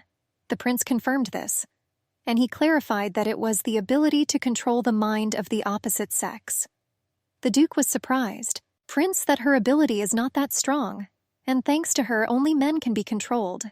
And besides, only those who were favorable to her or were in a state of intoxication or did not possess a lasso succumbed to her charms. But his sister cannot completely control the mind without being influenced by alcohol, scent, or pleasure. Moreover, this lasso was possessed only by those who had royal blood flowing in them, and was one of the most powerful." The Duke clarified that the princess gathered men who were favorable to her, and controlling them attacked Julia. The prince confirmed, but he assured Glen that this was not something worth worrying about now. The Duke shouted that this was not something even Her Highness could get away with. The heir to the crown asked the Duke to calm down. He insisted that his sister's action was, of course, unacceptable. But he asked me to look at the state of affairs. The men who were charmed by Ophelia knelt before Miss Julia. It turned out that a person capable of subjugating people must have royal blood flowing through him. The same arcana of Ophelia was weak, but at the same time it was possible to control people's consciousness. And Miss Julia, even while fainting, coped with the princess's lasso and moreover suppressed it. Glen couldn't believe that Julia had royal blood running through her veins. The prince told his friend to be prepared, that protecting her would not be an easy task. And depending on the situation, the prince could turn into his enemy. Glen became sad and tensed even more, holding the unconscious girl tightly in his arms. Princess Ophelia screamed on the bed of her room. She was clearly unwell. The brother who came to her sympathized with her. After all, the lasso of control was suppressed even more by force. And now the girl was physically very ill. At some point, she opened her eyes full of tears and recognized her brother. The guy said that their royal family arcana are not comparable to ordinary ones. He assured that it was a powerful force that had an effect on people, and he believed that one should not be carefree in using it. The prince told his sister that her abilities, although weak, were still dangerous. He asked reproachfully why she used them. The guy said that the greater the power, the greater the responsibility for it. That the girl knew this before. Ophelia covered her face with her hands and screamed hysterically. She said that no one could have known that such an insignificant girl would be able to dispel the spell of her, the princess, in no time. The prince called his sister a fool. He reproached her for knowing that that girl had an unknown arcana.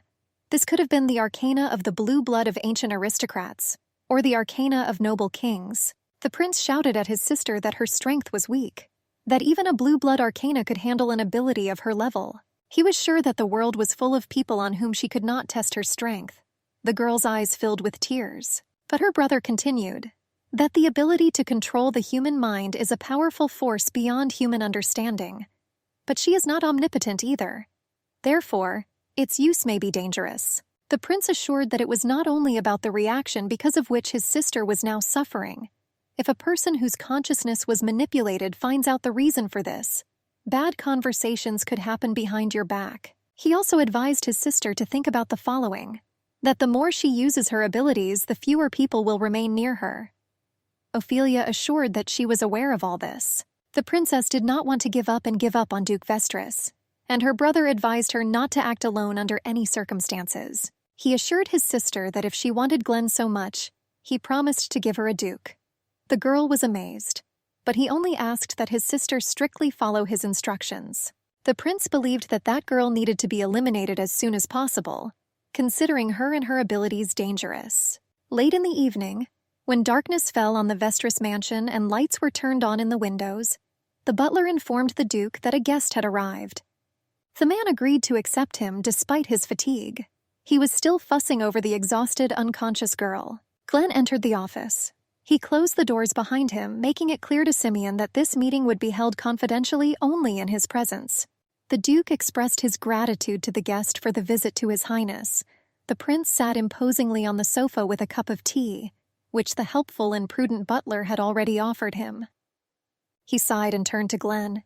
He reminded me that he promised to visit him. The Duke said that he would like to know about the girl in the portrait. His Highness said that the lady's name was Celestine Lagrange. She was the daughter of the Marquises of Lagrange. The prince said that he should have said was daughter, because the family fell apart piece by piece. Simeon clarified that they were those traitors from the Lagrange family. His Highness said that this was all for the public.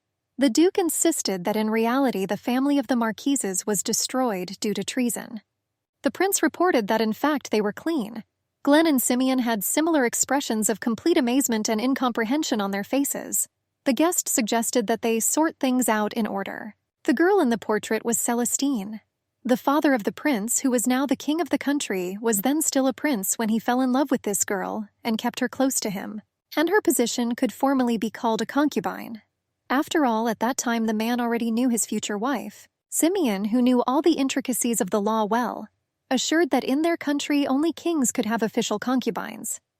The prince confirmed this, that this was clearly written in the regulations. But his father, while still a prince, had another girl on his side besides his wife, his mother, and he even allocated a significant part of the royal palace for her, giving her the status of his second wife. The Duke was surprised that this was allowed. After all, according to the rules of their country, there was monogamy, and there could only be one girl who could become the wife and queen whom he swore his love to before God. That even the king could not change this principle, that the other one could be at best a mistress occupying the official position of a concubine. Simeon assured that, however, even this was a privilege allowed only to the king. The prince confirmed this too. He said his father wanted Celestine anyway, that even in society he wanted to see that girl next to him, and not his legal wife. But for this he needed to make her not his mistress, and a girl with a position that could be called publicly. But as a prince, his status still prohibited him from having an official concubine, and as a desperate measure he decided to take, he made her his second wife. Simeon asked His Highness whether this was not contrary to the law of the country. The guest replied that his father was cunning, because second princess is a job title, the same as maid of honor. The prince explained that a new position had been created for Celestine, second consort, a servant directly subordinate to the prince, who could be present with him in society. The girl's job was to take care of the prince's daily affairs, something like a personal secretary. Simeon was amazed that the then prince and now the current king simply misled everyone. The prince argued that if he had such opportunities, then why not take advantage of them? And there was no law prohibiting the use of the word wife. He considered sophistry a useful science, and he used it actively, even if it meant undermining the reputation of his own legal wife. He also paid no attention to the servants' objections. Thus, the son of the then king made many enemies among the aristocrats. That's how much he wanted Celestine. But because the prince had gone so far, his father, then the current king, became interested in Celestine. He wanted to understand what kind of girl it was, because of whom his son did such things. The prince could only guess what his grandfather could still be thinking. But he was only ready to tell how it ended. The king, the narrator's grandfather, made Celestine his by force. The duke and his butler listened to this with stony faces. The prince continued with a sad face that the girl who began to belong to someone else was hated by his father. That with his mind he understood that it was not her fault. However, emotions took over, and no matter how much he loved the girl, his hatred knew no bounds. And thus Celestina was forced to leave the royal palace. But this did not calm the anger of the then crown prince.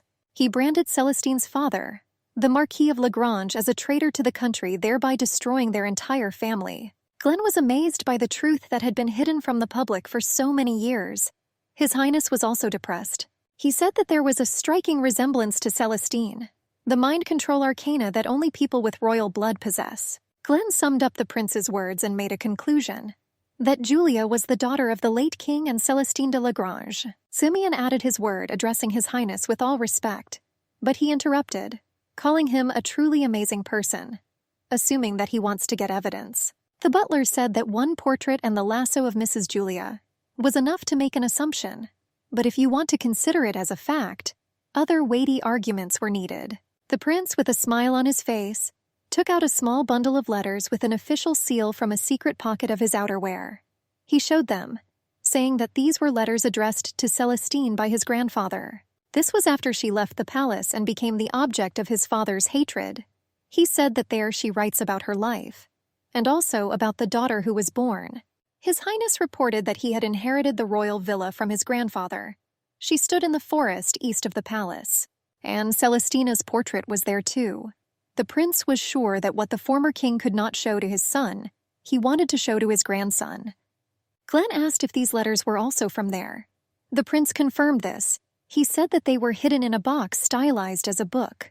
His Highness assured that he had already familiarized himself with the text, but not all the letters here were addressed to his grandfather. He believed that most of them had been destroyed, because the dates and contents were inconsistent, and he assumed that this was done so that his father would not discover them. The prince showed a thin stack of envelopes. He said that, however, only these 5 remained, and he assumed that his grandfather did it intentionally. Simeon went on to say that this was done to confirm the identity of Miss Julia's illegitimate daughter. The prince agreed that this was possible, and he invited Glenn to read it. He assured that everything he wanted to hear was here. The duke, and over his shoulder and his butler, quickly reread those letters. Their faces were serious.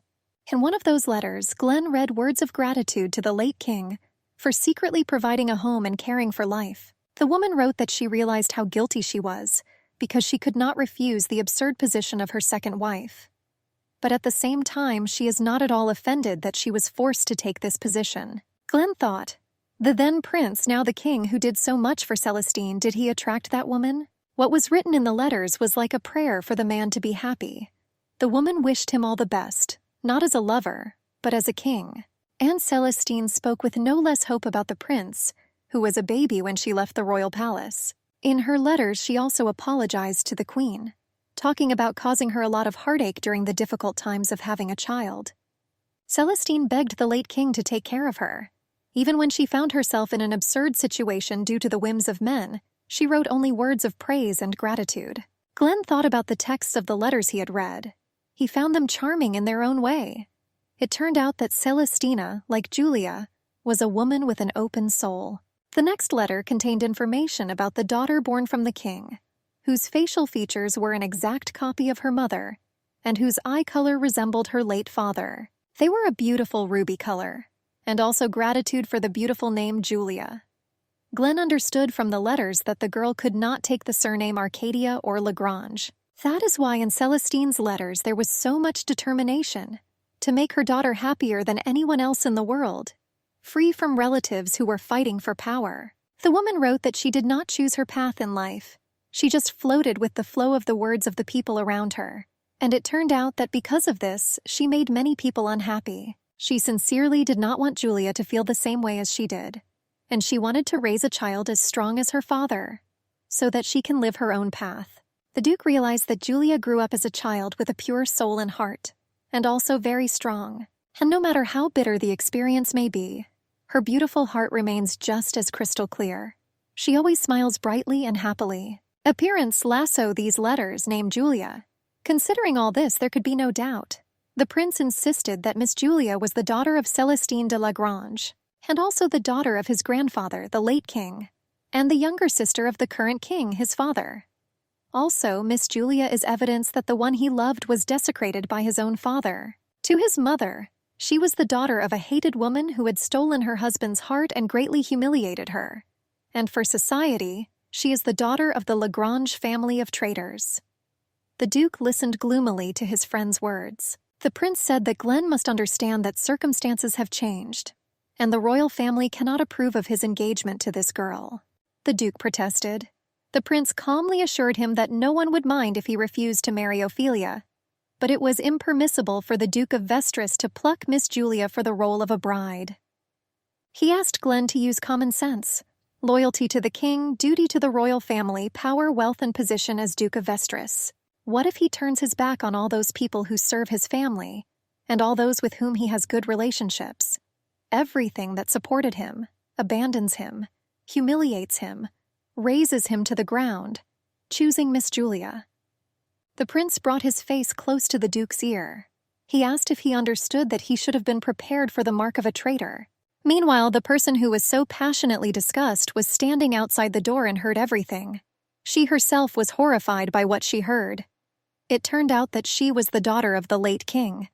The men heard a strange dull sound outside the door. Simeon ran out first. He saw a girl collapsed on the floor. Glenn followed suit and hurried to help. The man immediately took her carefully in his arms, and the prince was only worried about how much Julia managed to hear from their conversation. Glenn looked over his shoulder and wanted to say something to His Highness, but the prince interrupted him. I asked my friend to think it over thoroughly without unnecessary emotions. He said that the Vestris family could end up just like Lagrange. The prince, without saying another word, left without saying goodbye. He was accompanied by a butler. The guy asked Simeon not to accompany him. Soon Glenn laid the girl on the bed. She, like a porcelain doll, lay on a white pillow. Soon the butler entered. He asked permission to address himself not as a servant, but as his old friend. And he advised me to leave Miss Julia. The Duke began to scream like crazy. He shouted that you shouldn't joke with him like that. I was surprised how he could say such things to him. Simeon asked the master's willingness to not give a damn. For the Westries, for his father, for his stepmother, and for the people who had served his family all these long years. At the knights who followed him, and at the butler. Glenn couldn't answer. Then the butler said that if this would make the Duke happy, he was ready to happily accept his fate. Simeon insisted that his master was different from Camille de la Fête, and he wondered how such a kind and sincere person could throw and trample everything except Miss Julia, and at the same time rejoice from the bottom of his heart. The butler was sure that Glenn would definitely be tormented by guilt, and he didn't want his dear friend to be unhappy. He believed it was the same with Miss Julia. He thought that she would also suffer if Glenn gave up everything at once for her alone. Simeon said that this would be the case. After all, he considered her an incredibly kind and sensitive person. The butler said that he was in no way suggesting that he should give up Miss Julia, but he only talked about giving up the idea of being a family with her. He insisted that the burden of sins she bore was too great, and while she was here in the kingdom of Acadia, peace would never come for her. Simeon believed that if the master wanted to make Miss Julia happy, he should have freed her from all her sins. It was worth helping her escape to a place where the twisted and evil minds of this country would not reach her, and also the reckless tenacity of Camille de la Fête. Glenn thought that the girl should have been given such an opportunity, and Simeon assured that this was what the Duke could do for her happiness. And the man understood that everything was as his butler had said. The Duke clenched his fists, and he looked at the girl for a long time, but he was still that boy, the boy from Julia's dreams. She screamed at him, "Wait," and he ran away. The girl secretly peeked through the slightly open door. Her mother was sitting and talking with a man who often came to see them. The woman's face was sad. The little girl was afraid that something bad could happen. She quietly closed the door and ran away down the corridor. Soon she opened the front door and ran out into the street. The same boy was standing there. She asked him who he was. He turned away without answering. Then the little girl suggested out loud that he came with that uncle. He continued to remain silent. Julia asked if she could find out his name, but the boy continued to remain gloomily silent in response. The girl came up and simply took his hand. The guest did not expect this at all. He turned his head to the girl and his eyes were full of amazement, and she smiled sweetly at him. Julia said, calling him Big Brother, that he didn't have to say his name if he didn't want to, and she offered to just drink tea together. And now Glenn was holding that sweet hand that had taken him so boldly in childhood and brought so much joy into his soul. He called his sweet Julia a vicious child. That cozy house in the forest was all overgrown with ivy. The plump cook was carrying a large saucepan and calling for food. The guy was trimming the bushes with garden shears. I asked if it was worth decorating Mrs. Celestina's rooms with flowers, and he promised to do so. Julia, her mother, and 2 kind and reliable servants lived in the house. A man who suddenly entered asked if the princess would join his son for a while. This man sometimes came to visit them as an acquaintance of my mother's, and when he came, they always escorted her out of the room and discussed something important. With that guest came a boy whom Julia could only see in those moments. She insisted that he didn't have to tell her his name, calling him Big Brother. And she asked if he liked sweets. The girl's world was exactly like that, tiny and closed, but she didn't feel any discomfort, and she was just happy. But one day, when the girl was sitting on the grass and picking wildflowers, evil ruby eyes looked at her from behind the branches. He was surprised that she was actually here. The man's face became distorted and his hands began to twist in spasms. Julia didn't understand what was happening, and the man held his head and shouted how much more he needed to mock him to finally calm down. The little girl was seriously scared, and the man called her petty and extended a tenacious hand to her. The servant ran to the lady's aid, and the stranger took the girl by the clothes and lifted her in front of him, tearing her off the ground. Her hands were on Julia's face. The voice said that further events should never be remembered again. She waved away many hands. Our heroine woke up and sat up abruptly on the bed. A cry of horror escaped her lips. Her mitza was wet with tears. Glenn was immediately nearby with his shirt unbuttoned, rushing to come to the girl's aid. She was still reeling from the nightmare. She was hysterical with fear. The man tried to restrain her so that she would not harm herself. Soon Julia, having calmed down a little, was already huddling against the Duke's chest. He assured her that it was just a nightmare. He said that everything was fine and the worst was over. He stroked his head and assured him that he was nearby. The full moon was shining through the window. It was dead night outside. The girl and the Duke were sitting on the bed next to each other. He asked her if she had calmed down completely. Julia told Mr. Glenn that she had partially regained her memories, and His Highness the Prince was right. The girl said that her name was Julia de Lagrange. Celestine de Lagrange is her mother. There was a knock on the door. Glenn became wary. Simeon gave permission to enter. The door opened and the girl asked for forgiveness and said that she just wanted to replace the flowers with new ones. Glenn was delighted to see her. Even the blush began to appear on his cheeks. He thanked me and assured me that it lifted his spirits. Simeon was cold. He informed the girl that Mr. Glenn was working now and asked her to immediately leave the room as soon as she finished. Glenn barked at the butler for his dryness and rudeness. The girl asked for forgiveness for being a distraction and assured that she would leave immediately. The man expressed gratitude to the girl if she did so. Glenn once again angrily called out to his servant. When Julia left the Duke's office, her strength almost left her, and Glenn began to reprimand Simeon for his behavior. Julia walked with flowers in her hands. She was not surprised that they did not want to see her next to the master, and she assumed that the butler no longer wanted anything to connect her with Mr. Glenn. At least all the other servants remained kind to her. But this was only because they did not know the whole situation. And if they found out that she posed a threat to their master, then their attitude would become completely different. Julia understood that this was right, that everything was as it should have been. And if you think about the fate of Mr. Glenn, then she should no longer be here. She understood all this, but she really wanted to be near him. After all, Mr. Glenn was the first one she should have worried about. But it turned out that she prioritized her own desires. Julia wondered, was it really because she learned about her royal origin that these arrogant feelings arose in her? I thought this was a bad sign.